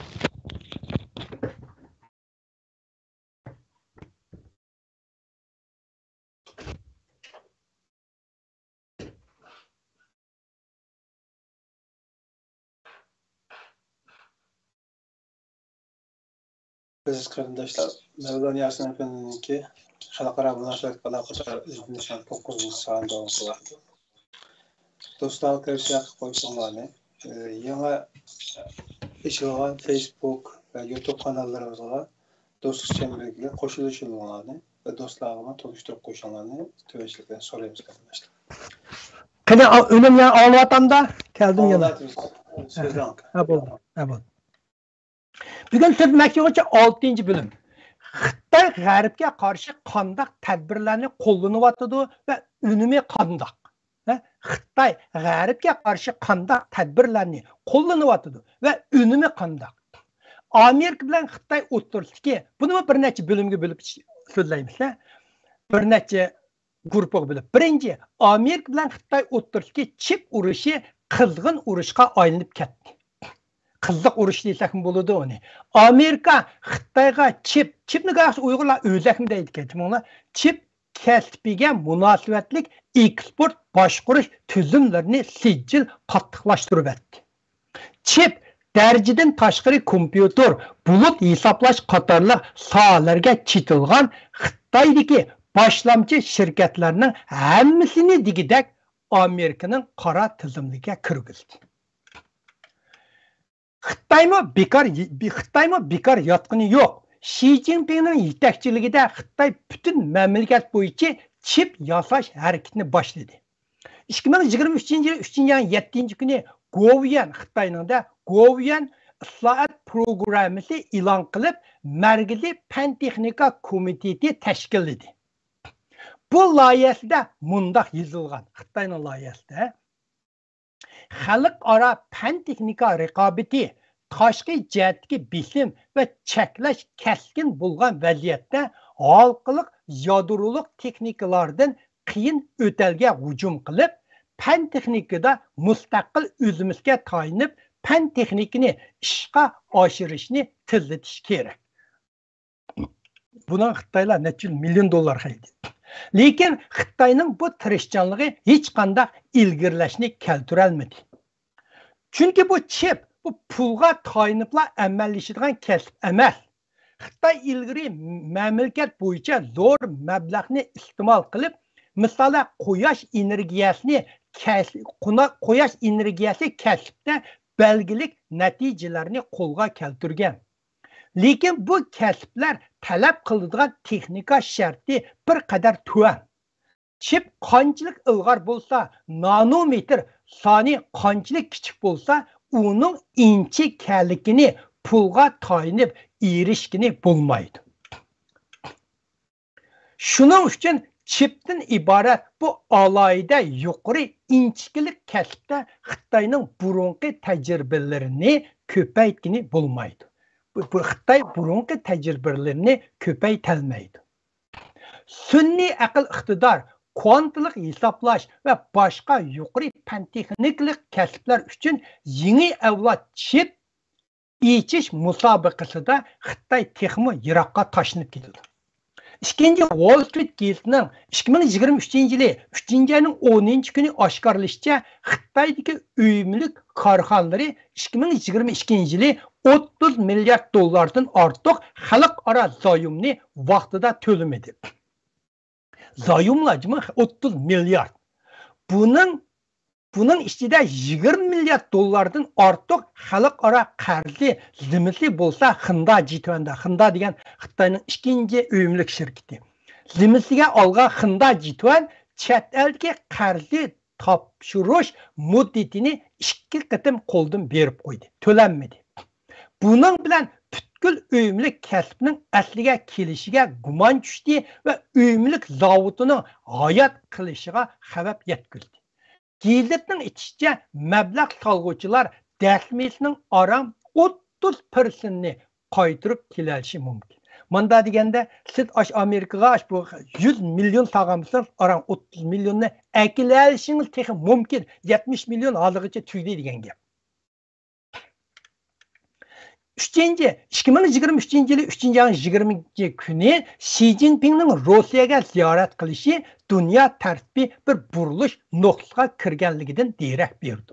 BDT xavfsizlik kengashining doim a'zosi bo'lgan bir davlat Rossiya yana bir davlatga qonunsiz tajovuz qilib kirganda, yana bir doimiy a'zo davlat Xitoy bu tajovuzchilikni ayblashni rad qilganda, qolgan 3 doimiy a'zo davlat xalqaro qonunga ochiq oshkora xilof qilmishni to'sish uchun o'rtaq strategiyani o'ttirga qo'ymaganda, u insonlarning qorong'ulikqa qadam qo'yayotganligidan bisharat berdi. Dunyo mo'lcharligini bo'lmaydigan bir bobga kirganligidan derak berdi. 20 davlat guruhi davlatlarining diplomat ministerlari 2023-yili 3-1 kuni yangi Dehlida, New Delhi uchrashganda Amerika Xitoy ministerlari o'zaro aloqa qilmadi. Xitoy bilan Rossiya birlikda Rossiyaning Ukrainadan askar chekindirishni talab qilish chaqiriqini rad qildi. Şunun bilen 20 devlet guruhunun diplomat ministerlerinin birleşme hitapnamesi bekar oldu. Buningdan dünya bir yeni soğuk urushga turganligini, ikki kuch doirasiga bo'linib, davlatlar bara o'chiratda turishga majbur bo'lganligini bilalaymiz. Xi Jinping bilan Putin jim dunyoga jang e'lon qildi. 7. Mike Pompeo'ni hammamiz bilamiz.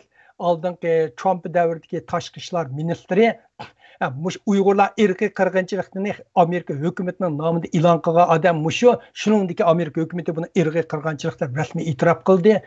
Shu yaqinda bir kitob yozgan. Asli shu kitobni so'zlab 2 soat tugaydi.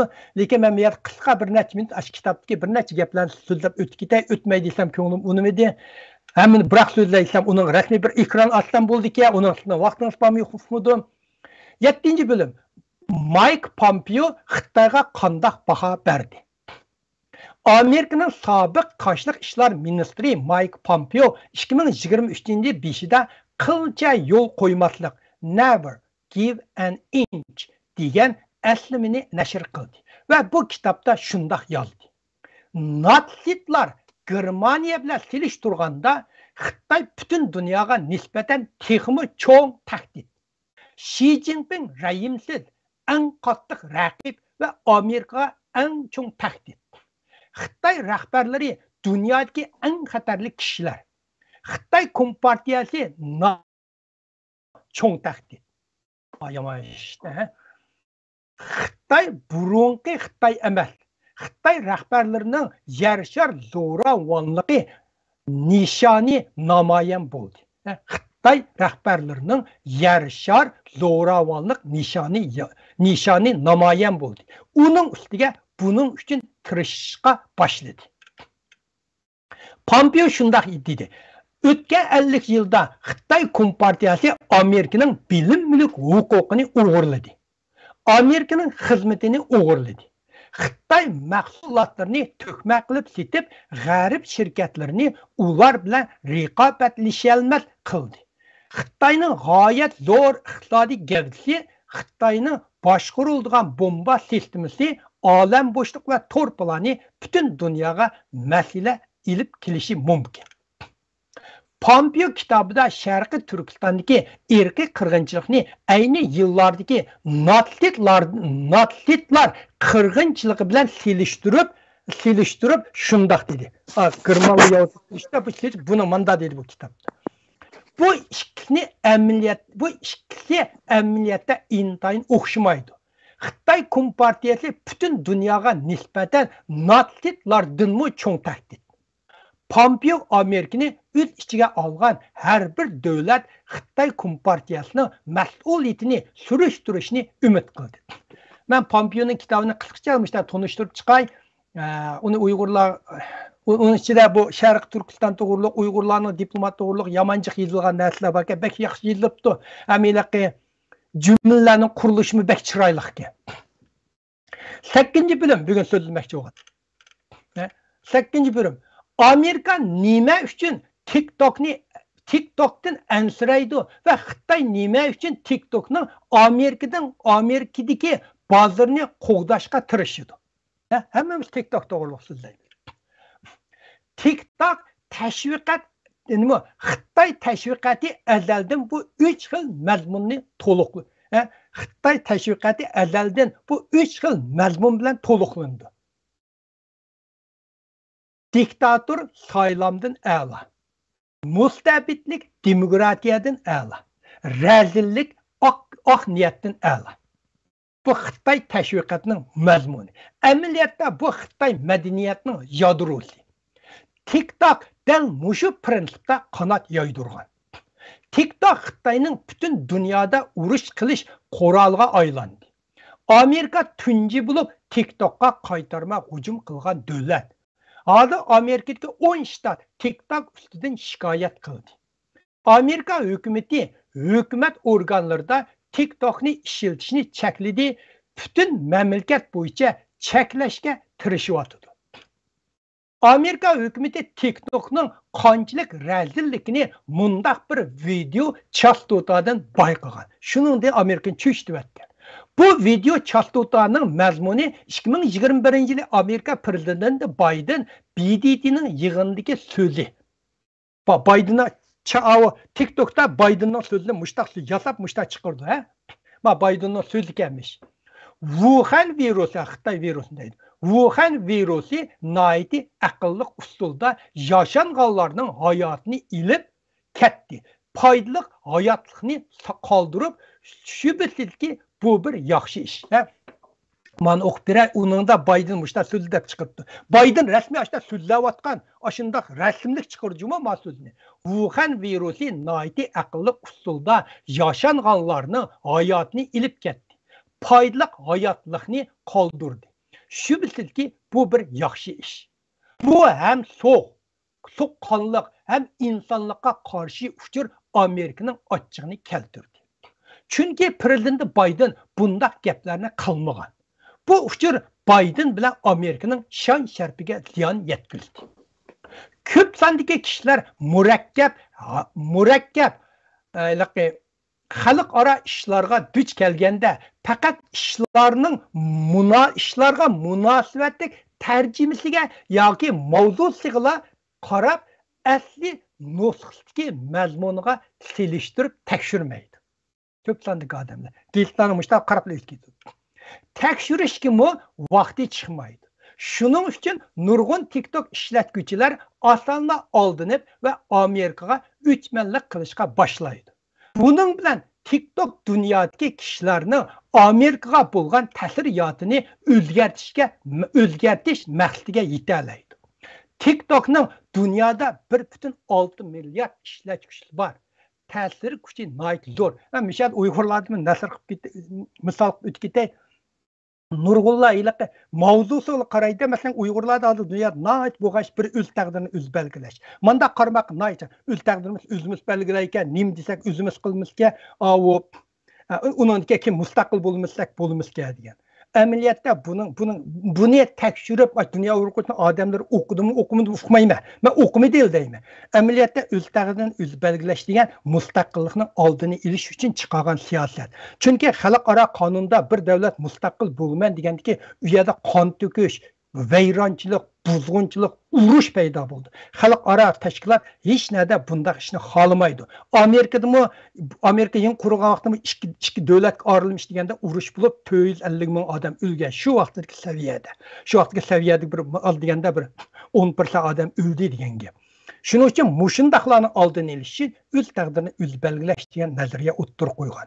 Amerika o'z taqdirini o'z belgilash. Bular bir davlatda, lekin har o'lkalar o'zlarining iqtisodini o'zi boshqardi, o'zining qonuni bo'ldi, o'zlarining qurolli kuchi soqchisi bo'ldi. Buni deydi, buni davlat ichidagi qo'zg'olonlarni hal qilish masalasini bir taraf qilish uchun o'ttirib qo'ygan narsa o'z taqdirini o'zgar. Sirtqi ziddiyat tajovuz bilan bo'lgan ish emas. Buni masalan indigenous deganni bu masalani nurg'un Uyg'urlar Timosda indigenous degan mushiyada asli yashagan xalq. Hamma Uyg'urlar buni darrov qabul qilib, bu yaxshi-ku. Biz Sharq Turkistanda asli tunji yashagan xalq biz deydi, qabul qilib, bu ya indigenous bildigan indigenous deb so'zlaydi. Lekin indigenous degan bu to'rt nimani ishga oldiganligini bilmaydi. Ashada asli yashagan xalq to'g'ri bu. Undan zodi davlat qurib baxmagan xalq, bundan davlat qurolmaydigan xalq, undan yezqi bo'lmagan xalq. Aqayındagi 3 ajallikni Uyg'urlar nim qilmaylar boshqa gaplarlar mushundaq mavzuga qarab ketgan. Bunda ahvol Uyg'urlarning to'rlardan TikTok odatga qiziqarli video chastota ko'ngil ichish itotlari bilan ommani jalb qiladi. Dastlabda hech qanday ideologiyaga aloqasiz ko'rinib sizni o'zi tashviq qilayotgan mazmunlarni bilib-bilmay qabul qilg'izdi. Asta haqiqiy qiyofatni namoyon qiladi. Hatto sizni shu jamiyat to'piga bir a'zo qilib qo'ydi. Siz o'zligidan sizni bir a'zo qilib qo'ydi. Bu xil video chastotalar nurg'un hukmlarning mazmunini burmilab yoki o'g'irlab, hatto ishlarni aksicha qilib xalqqa yetkazdi. Masalan, xalqaro munosabatda yoki savdo jihatda Xitoyni ziyonkashlikka uchiruvchi Amerikani ziyankeşlik qilg'uchi qilib ko'rsatib, sizning pozitsiyangizni o'zgartib, Amerikaga nafratlanadigan, Xitoyga yiltashlik qiladigan qilib qo'yib, mingizni yuvish unimiga erishidi. Italaydi. Xitoyda azaldan düşmanning neysi bilan düşmanning qalqiniga hujum deydi. Yizi jirmo, qungzi jirdin deydi. Degan qoida noiti yaxshi biladi Xitoylar buni. Demokratiya davlatlarda demokratiyani qabul qilib turib, shu davlatga ziyankeşlik qilish, hatto hokimiyatni og'dirib etishga intildi. Masalan, oldingi yili Tayvanda saylan bo'lganda şu Taycidiyen dünyadaki çipni eng jiq ishlaydigan davlat 60% shular ishlaydi. Taycidiyen Amerikaga mablag' soldiganligini oshkorlaydi. TikTok darul Taycidiyen mavozliq Minjingdanga qarshi partiyada TikTokda darol Taycidiyen Amerikaga mablag' silish orqali Tayvanni quritib etadigan bo'ldi degan tashviqotni qildi. Bunun Minjingdanga bo'lgan zarbisi cho'ng bo'lib va Minjingdang mag'lub bo'lishning eng muhim omili deb qaraldi. Buningdan TikTokning hukm urush kuchining qanchalik ajallik ekanligini bilgini bo'ldi. Masalan, TikTokda mundaq videolarni doim anglaysizlar. Bulma Xitoychida agar Amerika Xitoyga hujum qilsa, Xitoy cho'qim qarshi jang qiladi. Amerika hech qachon Xitoyga hujum qilamiz demagan. Lekin TikTokdagi qisqa videolarda agar Amerika Xitoy hujum qilsa deganni tarqitish orqali Amerikani urushga qilib ko'rsatdi. Xalq orada hatto Amerika ichida Amerika norozilik ovozini tupaylaydi. Men bu daqiqa yana bir suhbatda TikTok to'g'riliq tekmo tafsili to'xtayman. Meyadan qisqa tupgan nemishqa TikTok Amerikaningki TikTokni cheklashdan ansiraydi deganinglar masalanga TikTok'ның 1 milyon 600 milyon adım var. 1 milyar 600 milyon adım. Amerika'nın 150 milyon. 10%'ine bağmaydı. TikTok kötü kaskının ise 10%'ine bulmuşsa ben kağa adı 1,5 milyar adamla sodamla kılıyır ben dellalıydı. Kudu siz mesela sizden 100 xeridarınız olsa o 9'da ben seninkini anmayayım bana kılmışsan deysen kötü kaskının ise anlamışsan kağalla ve kılmen de sodayıp gider. Nimiş kokudu o deyseniz Amerika TikTok'ni çekligendikken başka her qanday davlat şirketler TikTok'ni ishlatgan shirkatlarning sodisini qilmaydi. Xitoyning jasusi bor deydi. Amerika chekilgan nima xalqaro cho'ng sodi shirkatlar hammasi TikTokni to'xtatdi. Shunlar TikTokning a'zosi 1,5 milliarddan 300 ming bir xil tushib ketishi mumkin. Xitoyning qo'qidigan yeri mavu. Xitoy ben Amerika cheklayotgan TikTokni ishlatmayman deydi.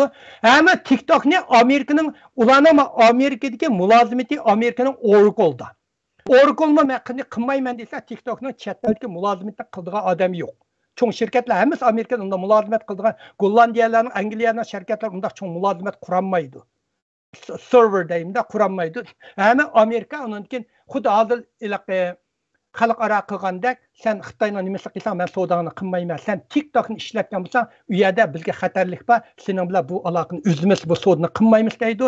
Xalqaro Amerikada sodni ko'z tutdi, shuning bilan TikTok zarb berdi. Shuning uchun masalanga boshqa yerda Xitoy yerim, masalan 200 milyon, 300 milyon odam yo'qolib ketsa ansirmaydi. Amerikadan ansiraydigan yeri mushu. Keyin tafsili so'zlaymiz. 8-masala Xitoy iqtisodiy asliga kelalamdi. Xitoy iqtisodiy asli kelalamdi. Men buni tema qilib turib, Xitoy va G'arbdagi Xitoy iqtisodshunoslarining analizlarini izlanib baxdim. Cho'nqur o'rgandim. Bu iqtisodshunoslar Xitoy iqtisodining asliga kelishiga umidsiz pozitsiyada ekan. Men bularning ko'z qarashlarini tuvandagi turlarga ayiraman. Yani bu nurg'un hukmlardan, kitaplardan ilinib turga ayirdim. Birinchi, Xitoy iqtisodiy asliga keltirishning asosi qolmadi. Xitoyda islohot boshlanganda nüfus ko'p, emgak kuchi yetarli, tanarxi arzon edi. Kapitallar arzon emgak kuchini qo'g'lishidi. Hozir bu Xitoyda bu qolmadi. İkinci, Xitoyning geostrategiya afzalligi zo'r ajillab ketdi. Amerika Xitoyning geostrategiya, geo degani jo'g'rafiya degan gap, geostrategiya o'rnidan foydalanib Xitoy bilan birlashib Sovet ittifoqiga qarshi turgan.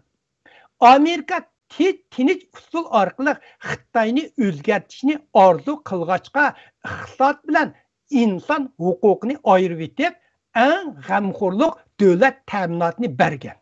Hatto dunyo savdo tashkilotiga akirgan.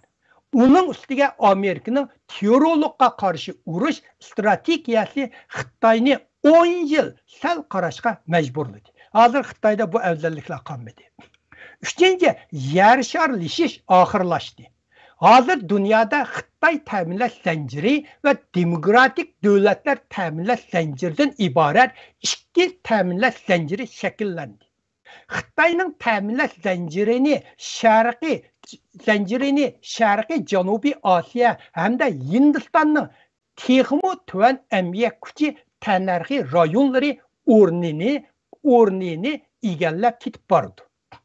Xitoyning yuqori darajalik yosmichilik kasblari Amerikaning chip qatorliq yuqori fan texnikalik kasb siyosati tarafidan cheklandi.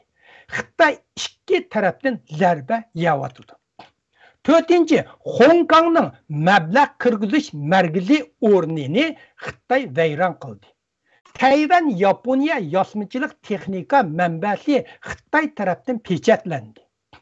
İlgari Xitoyning iqtisodiy taraqqiyotining asosliq mablag'i Hong Kongdan keladi. Hozir Hong Kong Xitoyning mablag' jalb qiladigan o'rnini yo'qotib qolmay, aksincha Hong Kongning mablag'i uzluksiz sirtqa eqib ketib bordi. Yaponiya va Tayvan aslida Xitoy yosmichilik texnikasini zamanaviylaştırışning asosli manbasi edi. Hozir Tayvan mablag'ini va Yaponiya korxonalarini Xitoydan basbasta chekindirib chiqib, Tayvan va Yaponiyaga qaytib kelyotdi yoki Sharqiy Janubiy Osiyo, Hindiston qatorliq joylarga berib mablag' silib zavod quryotdi.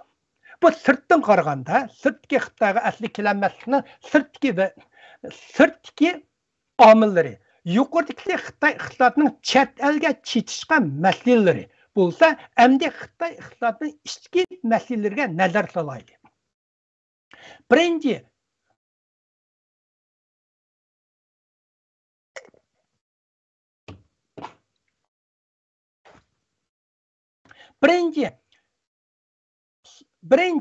şəhərgə məbləğ silish şirkətinin qarzi və Xitoyning şəhərgə məbləğ silish şirkətinin qarzi umumi so'mi 67 trilyon yuanga yetibdi. Bu Xitoy o'zini e'lon qilgan jumon şəhərgə mangu qaytirib bera olmaydigan holatga yetdi. Bu 67 trilyonni har qanday qaytirib bera olmaydi. Hozir nurg'un shahar vayron bo'ldi yoki bo'lish oldida. Guangxi, Guizhou, Dongbei, Xibei'deki nurg'un shaharlar qarzni to'lanmaydiganligini ochiq bayon qildi. Xitoy iqtisodining shahar qurilishga mablag' selish orqali jonlantirish yo'li tarqilib ketdi. Ikkinchi, Xitoyning uyumlik kasbi vayron bo'ldi. Xitoy uyumlik savdogarlarining uy solg'idak puli qolmadi. Buning ustiga boshlab qo'yib, lekin tutmagan 400 milyon odamni o'rtaqlashtira oladigan qurilish pul yo'q tashlaqliq yotadi. Xitoyning uyumlikka solgan mablag'i ig'ir darajada ishib ketgan. Xitoy bankasining mablag'ining 10 trilyon yuan qimmati uy mulkka bog'langan. Endi bu pullar qaytara olmaydi. Uyumlik kasbi Xitoy iqtisodining bir cho'ng turiki. Bu kasb vayron bo'lsa, Xitoy iqtisodining tayanchisi qolmaydi. Üçüncü, Xitoydagi puhraviy korxonalar va kichik savdogarlarning yerimdan ko'pragi vayron bo'lib bo'ldi. Mablag' solg'uchi bo'lmasa, uy mulkka mablag' silish, ishlab chiqarishga mablag' silish, egilik tiklashga mablag' silish deganlarning hammasi quruq gapga aylandi. To'rtinchi, Xitoyning iste'mol kuchi virus tarqalishdan burunqisining yarimiga yetmaydi. İste'mol kuchi yo'qotgan Xitoy iqtisodiy ishlab chiqarish iqtidori bo'lgan taqdirda malni kim oladi? Beshinchi, Amerika, Yevropa ve Yaponiya iqtisodida 2023-2024 yilları chekinish bo'lishi mumkin. Dünya iqtisodi yana bir qitim iqtisodiy qiyinchilikqa uchrashi mumkin. Bu Xitoy eksportiga zarba ilib keladi. Eksport bo'lsa Xitoy iqtisodining halqiliq bir tayanchisi. Hozir bu tayanchi turkimi langishib qoldi. Muşu sebeplerden Xitoy iqtisodi asli kelinmeydi. Bu xalqaradagi siyosatchilarninki hammasinin ko'z qarashlariga, men shularning ko'z qarashini bu yerda nima qilib yakunlab ommaboplashtirib aslarga so'zlayapman. Muşu so'zlashlarning ichiga eng qiyin so'zlamak masala iqtisod. Buni nurg'un atalg'ular degan noyt kasbiy atalg'ular intayin jiq bo'yliq murakkablashib atalg'ular aşağı ommabop tushuntirishga biraz harbiy siyosat bilan tushundirmak oson, iqtisod tarafini tushundirmak biraz qiyin. Men oxirida yakun so'zimni so'zlab o'tay, shu vaqt fikringlar bo'lsa, endi men javob beray. Conclusion bugungi so'zimning yakun so'zini so'zlab o'tay.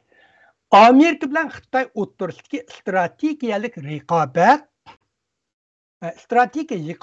21-asrga eng qiziqarli va ko'rkam raqobat bo'lib yoziladi. Amerika bir mayda strategiyalik raqobatni butun vujudi bilan qanot yoydirib, Xitoyni mag'lub qilib, dunyodagi birinchi darajali kuchli davlat o'rnining tahdidga uchirmasligiga kafolat qilmoqchi.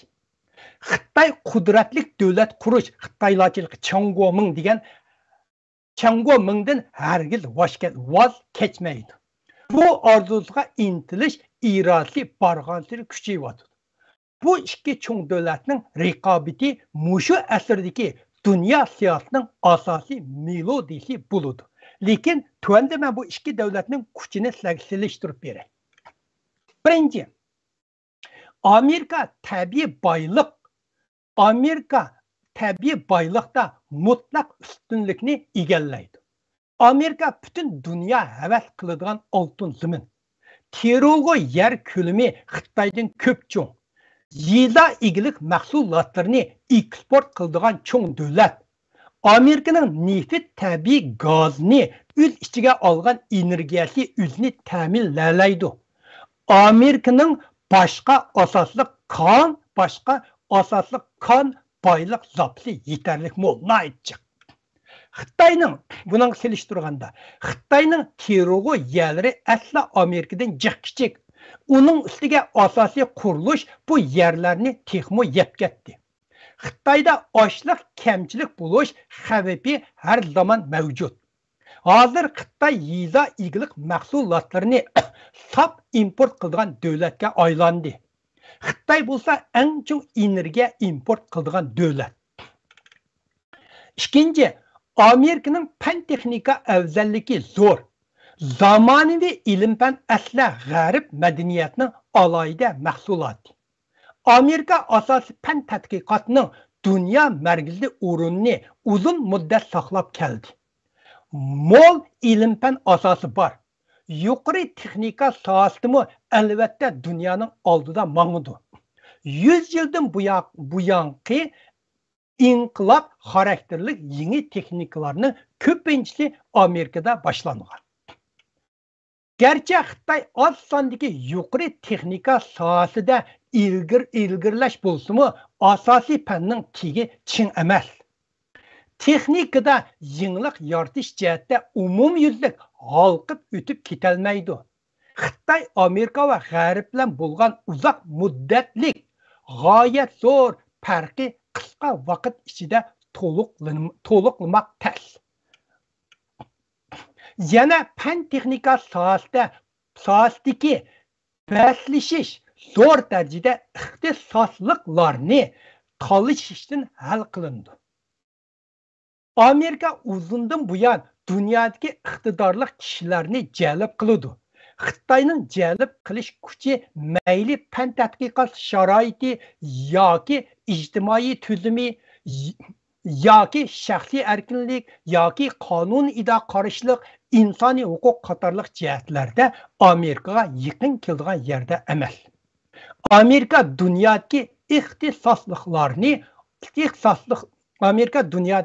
ixtisosliklar ambiridan foydalanadi. Xitoy asosligi o'ziga tayinib yetishtirdi. Amerikaning afzalligi nihoyat aniq. Üçüncü, Amerika'nın dünya boyliqni yütkab ishlataoladigan dollar puli bor, dollar quroli bor. Mesela bu qitimki Xitoy virusga qarshi Amerika necha trillion dollar besib iqtisodni qutqizib oldi. Bu besib chiqargan dollar dunyodagi har qanday iqtisodiy kuchli davlatning bütün yıllık umumi mahsulot qimmatidan ortiq. Amerika azroq bosma xarajatini chiqim qilib har qanday davlatdan har xil mol va mulozimatlarga erisha oladi. Dunyodagi har qaysi davlatlar Amerikaning mollarini sotib olishga oldirmaydi. Balki dollar yoki dollar pul muomala mulkini uzun muddat saqlaydi. Dollar bo'lsa dunyo bo'yicha birinchi nomerli kuchli pul. Har qanday davlat va gavda kutilmagan ehtiyojga javob berish uchun dollar saqlaydi.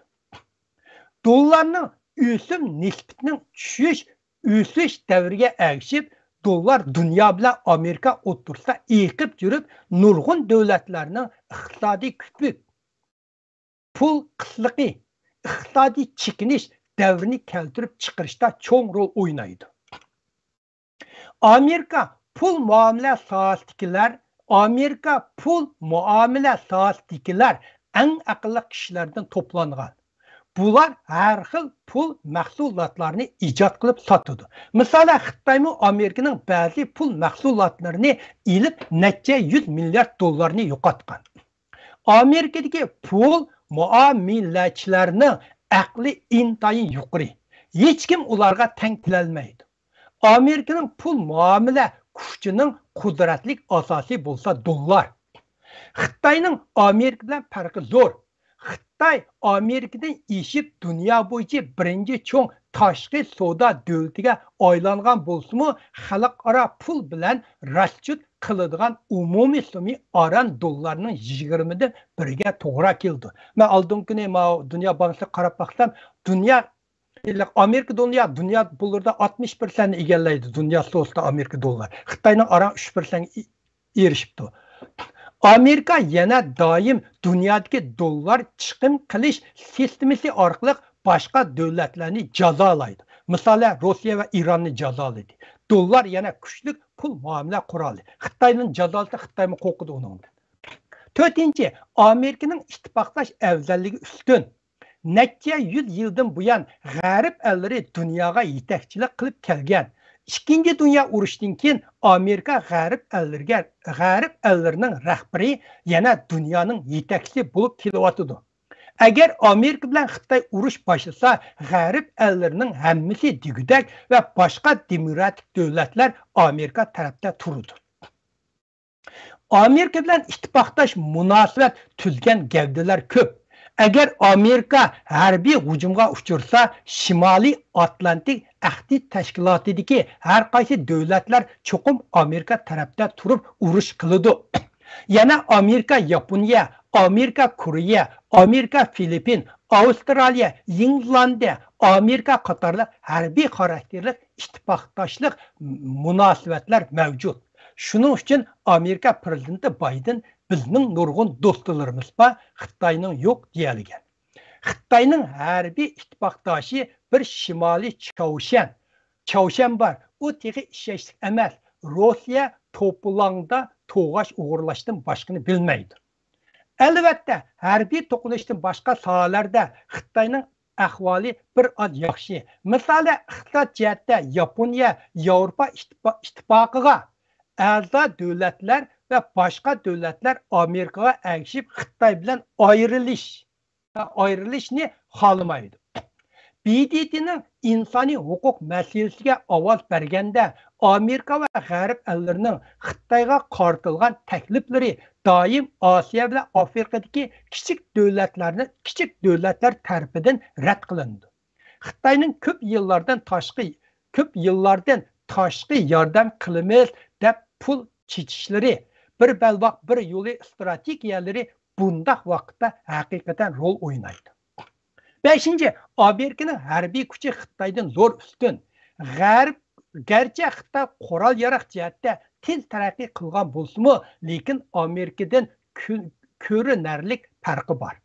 Agar Amerika Xitoy rostla urush boshlasa, Amerika osonla Xitoyning dengiz transport liniyasini uzib tashlalaydi va Xitoyning bo'shliqdagi hamrohlarini bekor qila oladi. Gerçi Xitoyning harbiy paraxodning soni tez ko'paygan bo'lsa-mu, ammo dunyo okeanlarida Amerika bilan qorilashish iqtidori jiq kaynida. 6. Amerika bilan Xitoyning jug'rafiyalik o'rni o'z oldiga afzalligi bor. Amerika'nın coğrafiyalik o'rnini Amerika'ni 2 qitim dünya urushidan saqladı. Qo'shni davlatlar az ham munosabati yaxshi. Xitoy nurg'un davlatlarga chegara va dengiz tavalligi mojarosi bak ko'p. Lekin Xitoy, Yaponiya, Koreya va Shimoliy ellari ittifoqqa yaqin. Bular bilan savdo va iqtisodiy hamkorligi qanot yoydira oladi. Transport xarajati Amerikadan xeyli tuvan. Bu bir yilda 10 ming qitim ortiq mangadigan poyezd Xitoy bilan Yevropa davlatlarini tutashtıra oladi. Bu qulaylik Amerikada yo'q.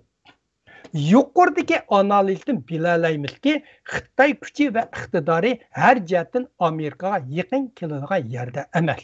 Lekin bu ikki davlat tuvandagi sohalarda allaqachon rang-barang urushni boshladi. Bu urushlarni Xudoyim bo'lsa, budoq suhbatda to'xtaymiz. Mishada mening bugungi deganim to'xtadi. Agar savol bo'lsa, javob beray. Bu sizning tayyorlagan nimangizni o'qish jarayonida vaqt ikki analizning vaqti orasidagi vaqt uzun bo'lganligi uchun ko'p mazmun bor-da. Shunga har bir mazmunning ichidan asli nurg'un savollar chiqadi. Ba'zilari biraz uzab ketib qoldi. Ba'zilari bir xil tarixiy xarakterlik hech bo'lib bakmagan bir yangilik shaklda o'tirish, masalan, gaz sharga o'xshash. O narsalar bir qitim, 2 qitim emas, 9 qitim ko'rilganlik xabar oldim. To'g'rimi yoki xatomi? Yani 9 dan endi bir necha 9 qitim endi shu bular endi kuzatganda necha qitim to'xtamay kuzatdi. Endi shar endi bir davlatga kirib chiqqan emas. Bir qitimda kirib atraf peqrab jugab ham chiqib ketimiz deb chiqib ketib okean vag'an itib tushiryapti-ku. Endi shu jarayonda oldida Amerikaning shtati kelguncha buni hech kim bayqamagan. Bayqamagan bu. Endi hamma haqlar strategiya degan. Bayqamaganmi? Ya Amerika qasddan bayqamaganmi? Bu halda bu bir munozarada akir buni masalan Jiraqlar norozilik bildirib chiqarsa vaqtda hech bisim bo'lmaydi. Agar davlatlar ichiga akirib buni desa vaqtida Xitoyga bisim ishlatalaydi. Shu mandaq bir tasavvur keldi mening shu voqea qarta. Hem Amerika'ningki keyingi yillarda bir qism mablag' solg'uchi kapitalistlarningki mablag'larini Xitoyga yetkazib kelganligi to'g'risida xabar bordi. Bir qancha yil ilgari. Bunun qarab biz hozir qadar bizning kallimizda eng cho'ng narsa davlat deb chiqadi. Ammo davlatdimi cho'ng bir narsaning borligini global kuchlar deb ataydiganligini küresel güç deb ataydigan Türkçe'de deydikin. Anlagandan keyin davlatlarga mablag' solish orqali davlatlarni xuddi bir to'pni o'ynagandek o'ynab, bir-biriga salolaydigan, iqtisodlarga ta'sir ko'rsatadigan, u orqali o'ttirdan yana tapobat qozonoladigan mana cho'ng buyuk qallilarmi, aqllarmi, guruh organlarmi bor o'xshaydi degan narsaga bag'asi ishonishga boshladik-da. Ma shar meselesining bilan aloqador taraf qayerda desa, Amerika keyingi vaqtlarda agar shulardan bo'lgan orasidagi munosabat ta'sir kuchqab yoki yaxshi bir hamkorlik bo'linmagan ahvolida unda bo'lsa sening rolingni sensiz boshqaga beralayman, boshqalarni o'yinchi orqali men maqsadimga yetalayman degan kuchlar Amerikaning buniga nuqta qo'yish uchun işte tadbir qo'llandimi degan bir aqldan kechdi. Siz bunun qanday qaraysiz shunga? Qarang, kapitalning bir shirkatning birinchi vazifasi pul tepish. Oshxona uchun, manajxona uchun cho'ng shirkat birinchi kuchingiz sizniki birinchi pul tepish. Masalan, 80-yildan boshlab, 80-yildan ta 2090-yildan boshlab dunyo iqtisodiy yer sharlashish degan bir nima bo'lib ketdi. Bu cho'ng shirkatlar vaqtida Xitoy kuchining arzon emgak kuchi, Xitoydagi o cho'ng bozor. Chunki mush Amerikada qarasangiz, Yahoo, McDonald's oshxona, butun cho'ng shirkatlar dunyodagi men Yevropadagi dongliq markalar Xitoydaganga guldirilib kirib ketdi. Chunki u yerda iqtisod bor, emgak kuchi arzon. Misol qilsangiz, Amerikada bir mashin şu vaqtda bir mashin yasaydigan, masalan 90-yil qilayli, bir mashin ishchisining, mashin yasaydigan ishchisining uning sog'lom puli ham nima qilsangiz soatiga oz deganda $40 to'xtaydi. Xitoyda shu vaqtlarda bir odamga $2 basiyatdi. Shunga bu zavod sanmaq, zavodga asboblar jiq pul ketmaydi. Jumon emgak kuchi, bino degan pulga yarmaydigan narsa, altta o pul yeydigan. Guldirab saldimatsizning meyadagi bir ishchining pulga u yerda 20 ishchi sola olaysiz. Guldirlab shu zavodlarni soldi, shu ishchi angash Amerikaning burun mushu telefon, mashin, kompyuter asboblari, mashinning butun asboblari hammasiga Xitoyning dunyo zavodiga aylanib ketdi. Amerika boshqaniki hamma odam men shu yerda qilman deb mangdi. Xitoy mi shunun qarab bu pul kirdi. Xitoy shu Amerikalar, masalan, Yevropalar buningda Amerika pul topdi. Intayin pul topdi Amerika. Trilyon emas, necha 10 trilyon yiltinlashni shu tiqilib ketdi buningdan topgan pullarda Amerikaning cho'ng shirkatlar. Burungi 100 milliardlik shirkatlar trilyon shirkatga aylanib ketdi. Olmaning butun nimasligi Amerika trilyon shirkatga necha butun nasli degidek Xitoyda ishlaydigan bo'lib ketgan. Lekin mana hozir mavo sanoat biya kelgandan keyin taraqqi biya kelgandan kapitallar Xitoyning kuchi Amerikaning siyosati masalan cho'ng shirkatlar degan o bir o'zi davlatga o'xshash nag bir mablag' solmas o'zining ishi. Amerika uni ma'lum davlat bexatarligiga bog'lamasa uni to'g'riyamaydi. Hozir ham ishni davlat bexatarlik to'g'raydi. Ham bu shirkatlarmi hozir Xitoydagi emgak kuchi qimmatlab ketdi. O'g'irlash ishlari to'ng bo'lgandan keyin bu Xitoydan keladigan foydami yo'qashga boshlab ketdi. Yo'q qilgandiki bu kapitallar albatta bu Amerikaning hozir siyosatimi buni ko'ralidi. Apaplar amaliyot bu kishilik huquq dafsanligini, Xitoydagi qirg'inchilik qilgani bu davlat bu cho'ng shirkatlar uchun cho'ng ish emas. Bularning kori yo'q. Masalan, Tiananmen vaqasi bo'lib bir haftada keldi, yana hamma shirkatlar guldirlab qolgan-ku. Ayat foyda qolmadi. Buningda shirkatlar hammasi buni ko'plab chiqdi. Dunyoda o'zining kishilik huquq, Amerika siyosati yaxshi bo'lgan, yaxshi nomini saqlab turib, Xitoydan nurg'unlar chekinib chiqib ketib bordi. Xitoyning yana odamni jalb qiladigan kuchi qolmadi. Xuddi qarang, ilaqi goy vaqtida siz masalan goy bir notingiz chin odam bo'lsa, mundaq deb dehonlashtiray. Notingiz chin odam bo'lganmisa, ko'mab qo'ygan oltinlaringiz bir yer bo'lgan bo'lsa, ziyon tortib ketgan bo'lsangiz, bir cho'ng ziyon haqlarni qilsangiz, ketgandan keyin yana asta shu yo'lingizda so'tib yana aslingiz kelalaysiz. Agar unda emas, yiliq bozordan siz muomalni etib, amalga etib, yiliq burunqi g'uljidagi boylar, g'uljida zodi men hamma odam degan shundaq yiliq chigara ichilganda, g'uljidga suv deganlar mungizlar chiqib, osh nimini chiqsa O'rta Osiyoga ketib shunda boy o'tdi. Keyin chigara mandal itilib qolganda hammasi boyligini yo'qotib qo'ydi. Sandakilar saqlab qoldi. Nayt bir ishga. Shuning o'xshash Xitoyning ashundaq dunyodagi guldugonlan qilib Hong Kongda pullarni akirib qo'ygan. Hozir bu afzalligi yo'q edi. Ma sharning kirishimi? Masalan, Amerikan bildi bu sharning kirishi bu Amerikaga hech qancha bu tahdid emas. Amerikaga hech qanday ish emas. Masalan, agar mush 2000 yillar bo'lgan bo'lsa, Amerika bunda bir norozilik bildirib qo'yib yo'q deytadi. Yo'q. Lekin hozir bu Amerikaning Xitoyga qayta men uni o'qib o'tdim. Davlat bayonotchisi Amerikaning CIA chet el josuslik idorasining hammalari buni cho'ng masala qilib shunda qattiq tanqidlab nim qildi. Xitoyga buni bano qilib turib qattiq jazosini ko'paytirdi. Hozirgi siyosat shuni unib keldi. Agar 2010 yillar bo'lgan bo'lsa, buning bilan kari yo'qdi Amerikaning. Ay, bo'pti, nariroq bunda qilsa bo'lmaydi, bu bo'ldati chiqib ketyapti. Hozirgi vaziyat Amerika uni unda asan qo'yib berishga unmaydi. Agar nurg'un meyadagi tadqiqotlarniki Amerikaning motorlardagilar gaylar anlasamizmi, Amerika ashning kirishining aşağı kirgichi jim o'tadi. Bu Amerikaning butun bo'shi yarsa bir chivin minib ketib qolsa, shuni bilgan odam bilmamdi, biladi, qo'yib akirgan gap buni. Balki nurg'un narsalarga plan qilingan, lekin plan qilingan chog'da zarba qilaman, hujum qilaman deganlarning planidan hujumga uchrash orqali oladigan foydani ko'paytirish planı qilganlarning planı belki g'alaba chiqib qolgan ba'zilar. 11-sentabrga o'xshash misol.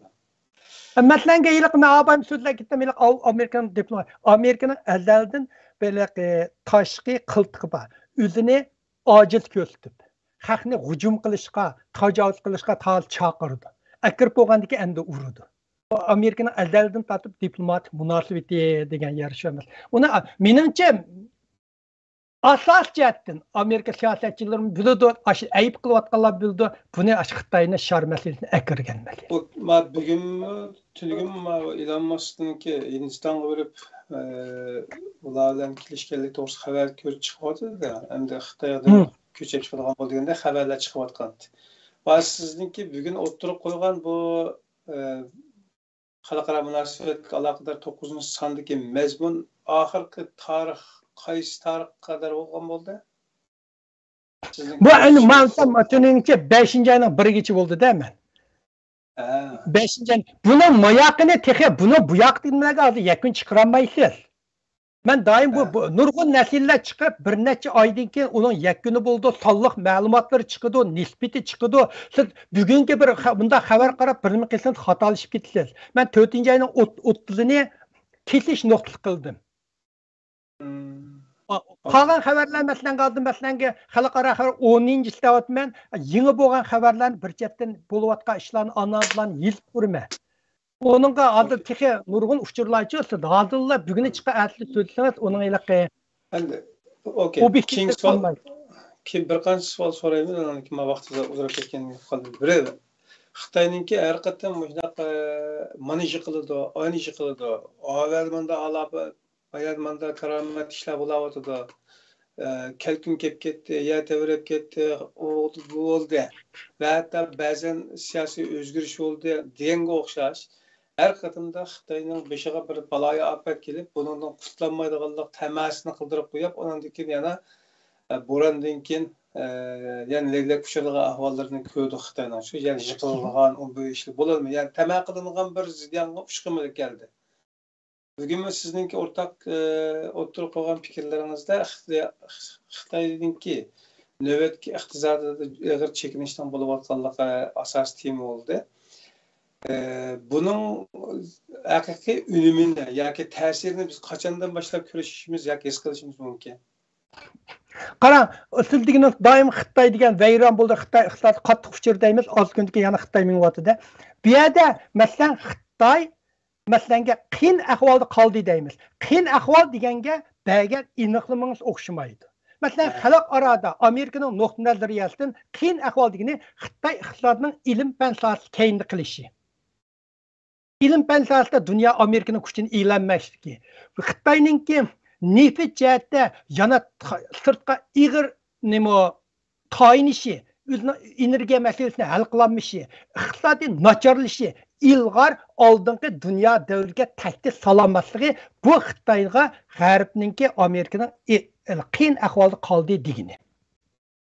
Xitoy uchun Xitoyning ichida masalan, u Xitoyning iqtisodiy bu Gongsandan 100 yillikka yaqin tarixni o'tkazgan davlat, partiya, yili o'rilib, yili chiqqan Xitoy ichidagi qiyinchilik masalasi Xitoyningki partiyasi uchun huquqni tutibla qalsa, Xitoy Kompartiyasi ular shu qiyinchilikni yenggan bo'ladi.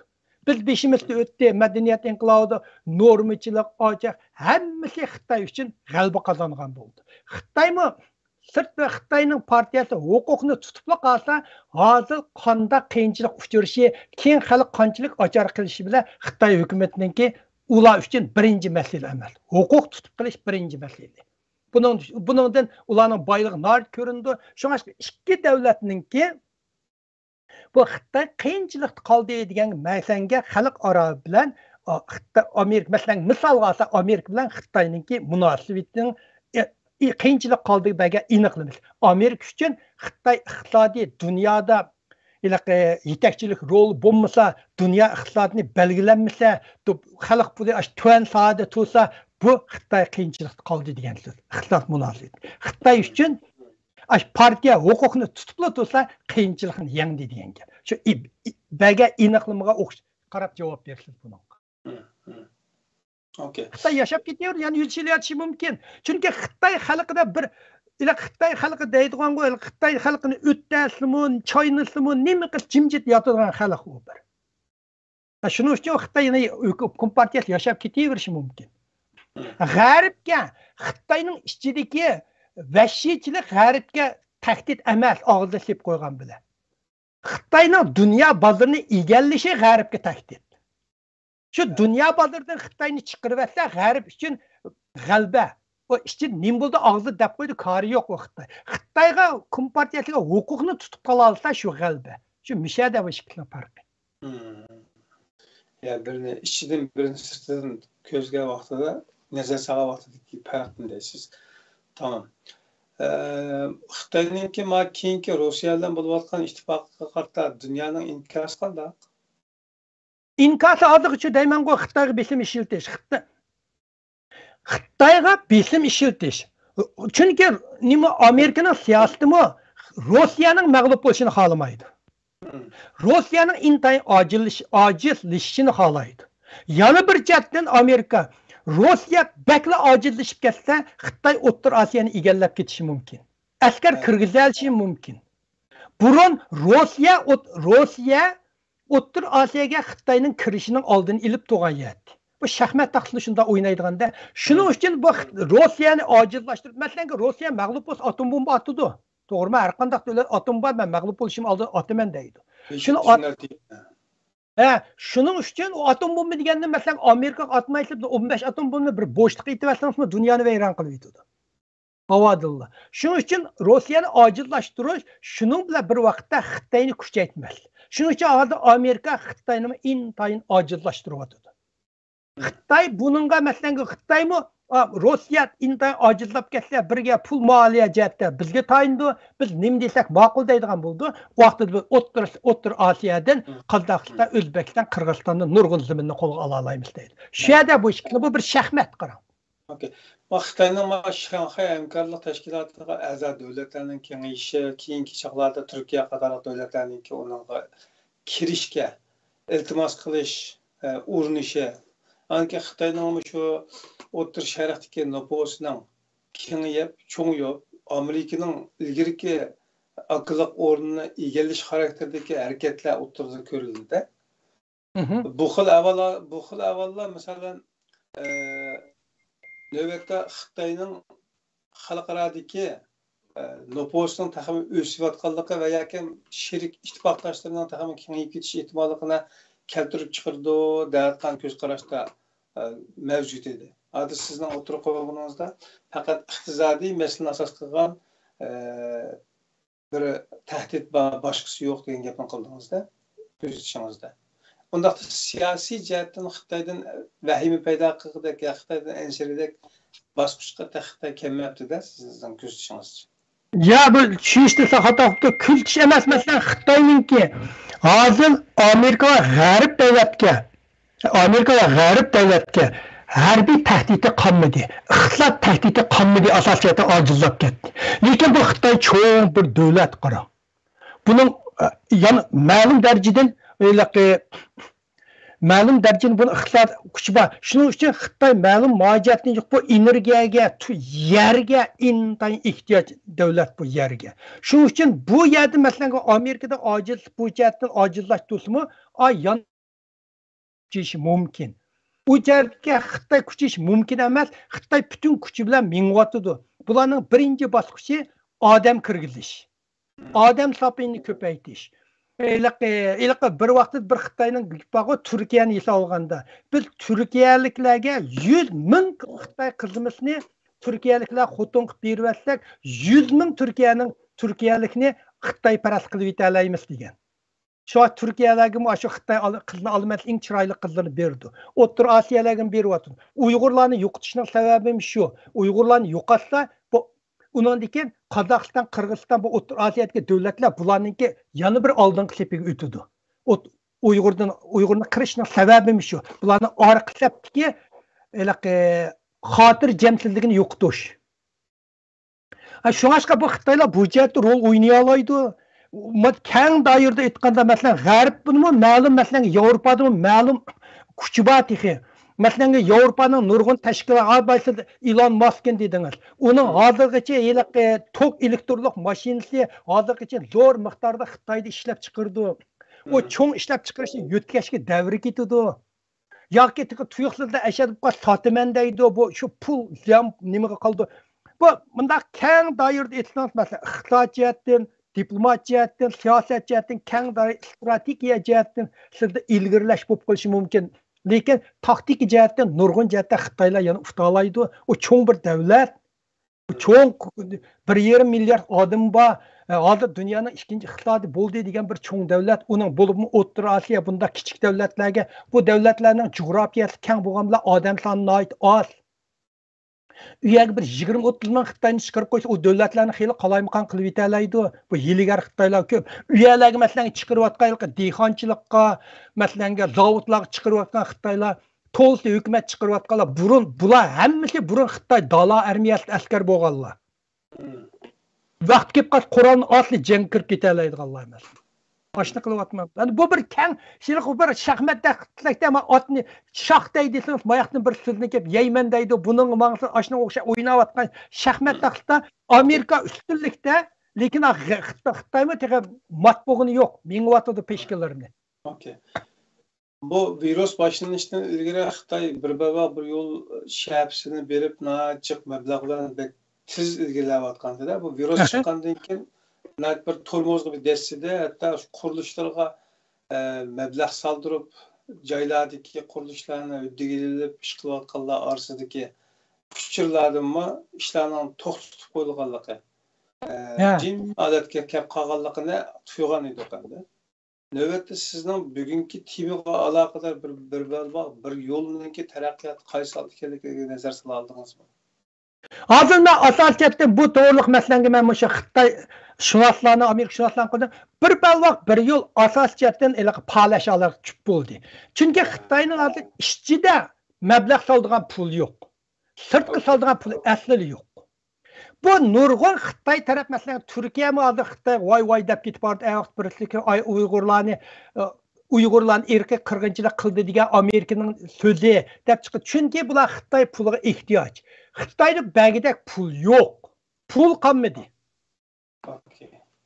Pul qolmagandiki bu davlatlarni yuz o'raverdi. Xitoy ularga davlat ma'bay dedimga 400 million odam o'ttirdigan binokorlik hozir qashloqlik yotadi. Pul yo'q. Sizga berilgan pul nerede? Shuning uchun bir bir yo'l Xitoy Amerika va G'arb strategiyalar bulayliqi desek bu palach algı çıkıp kaldı deydi.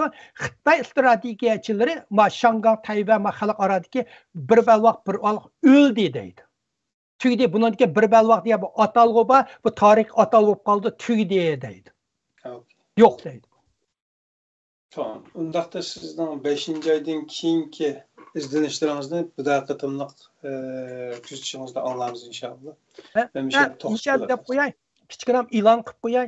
Bu daqi nurg'un Xitoyning nurg'un odamlar Xitoyning jasuslari dunyoda shunda taraqqi etib bordi, Uyg'urlardan so'zlayapti deganga bu daqi Xudoyim bir 2 hafta, 3 haftadan keyin chiqimiz. Mush Xitoy jasuslari Xitoyning dunyodagi Uyg'urlarning uchurini qanday to'playdi bu jasuslar? Bu Xitoy jasus tashkilotlari dunyoda qanday ishlarni qiladi? Qanday punktlari bor? Masalan, bu TikTok deymiz. Bu TikTokning tekligi qanday bor? Ma telefon. Agar siz WeChatni ishlatsangiz, masalanga, ma telefonni o'chirib masalan, ikkimiz paranglashdik. Mushuni siz o'chirib siz WeChat telefoningizni mishaq qo'ysangiz, ikkimizning gapini o'xshashla anglab Xitoyga yo'llay oladi. Har qanday paramiz. Misal 10 Uyg'ur yig'ini ichayotgan bo'lsa, ashning ichida birisining telefonida WeChat ya TikTok bo'lgansa, mushtaq qo'yib qo'ygansa, ash 10 shu suhbatga butun parini Xitoy anglay oladi. Bular to'g'riliq Xudoyim bo'lsa bu Xitoylarning jasus urushi, buning qarshi Amerikaning jasus urushi to'g'riliq budaq suhbatda asosiyatli materiallarni tayyorlab bo'ldim. Endi bir qor yezib tahrirlab chiqib ketsam, budaq suhbatda anglanglar Xitoylar Uyg'urlarning ichidan uchurlarni qanday to'playdi. Bu to'g'riliq budaq nimada tafsili to'xtaymiz. Xudoyim bo'lsa, chiqdi bir necha qor bu xalqaroliq tor va nimdagi jasuslik urushlar haqidagi suhbatlar kirib ketamiz. Bo'ladi, mening gapim tugadi. Bo'ldi, ma'qul. Bo'ldi, xo'sh endi. Siz kerakli ko'rishingizdan topshirdim. Omon bo'lasiz. Bo'ldi, xo'sh. Muhtaram qarindoshlar, ko'ngildek bugungi program bu qadar bo'ldi. Mevlan Yasin Efendining taqdim qilishida uningki kuzishidagi xalqaro munosabatning 9-sonini bugun ko'rgan, anglagan bo'ldik. Programmaga aloqador tuzatishinglar, tanqid tarbiyanglar yoki qarshi intiloslaringlar bo'lsa, albatta qarshi olamiz. Adab bilan, axloq bilan kelgan har qanday taklif, fikr, raddiyalarga marhaba deymiz. Yana bir programda ko'rishishga Janob Alloh topshirdi sizlarni. Omon bo'linglar. Assalomu alaykum va rahmatullohi va barakatuh.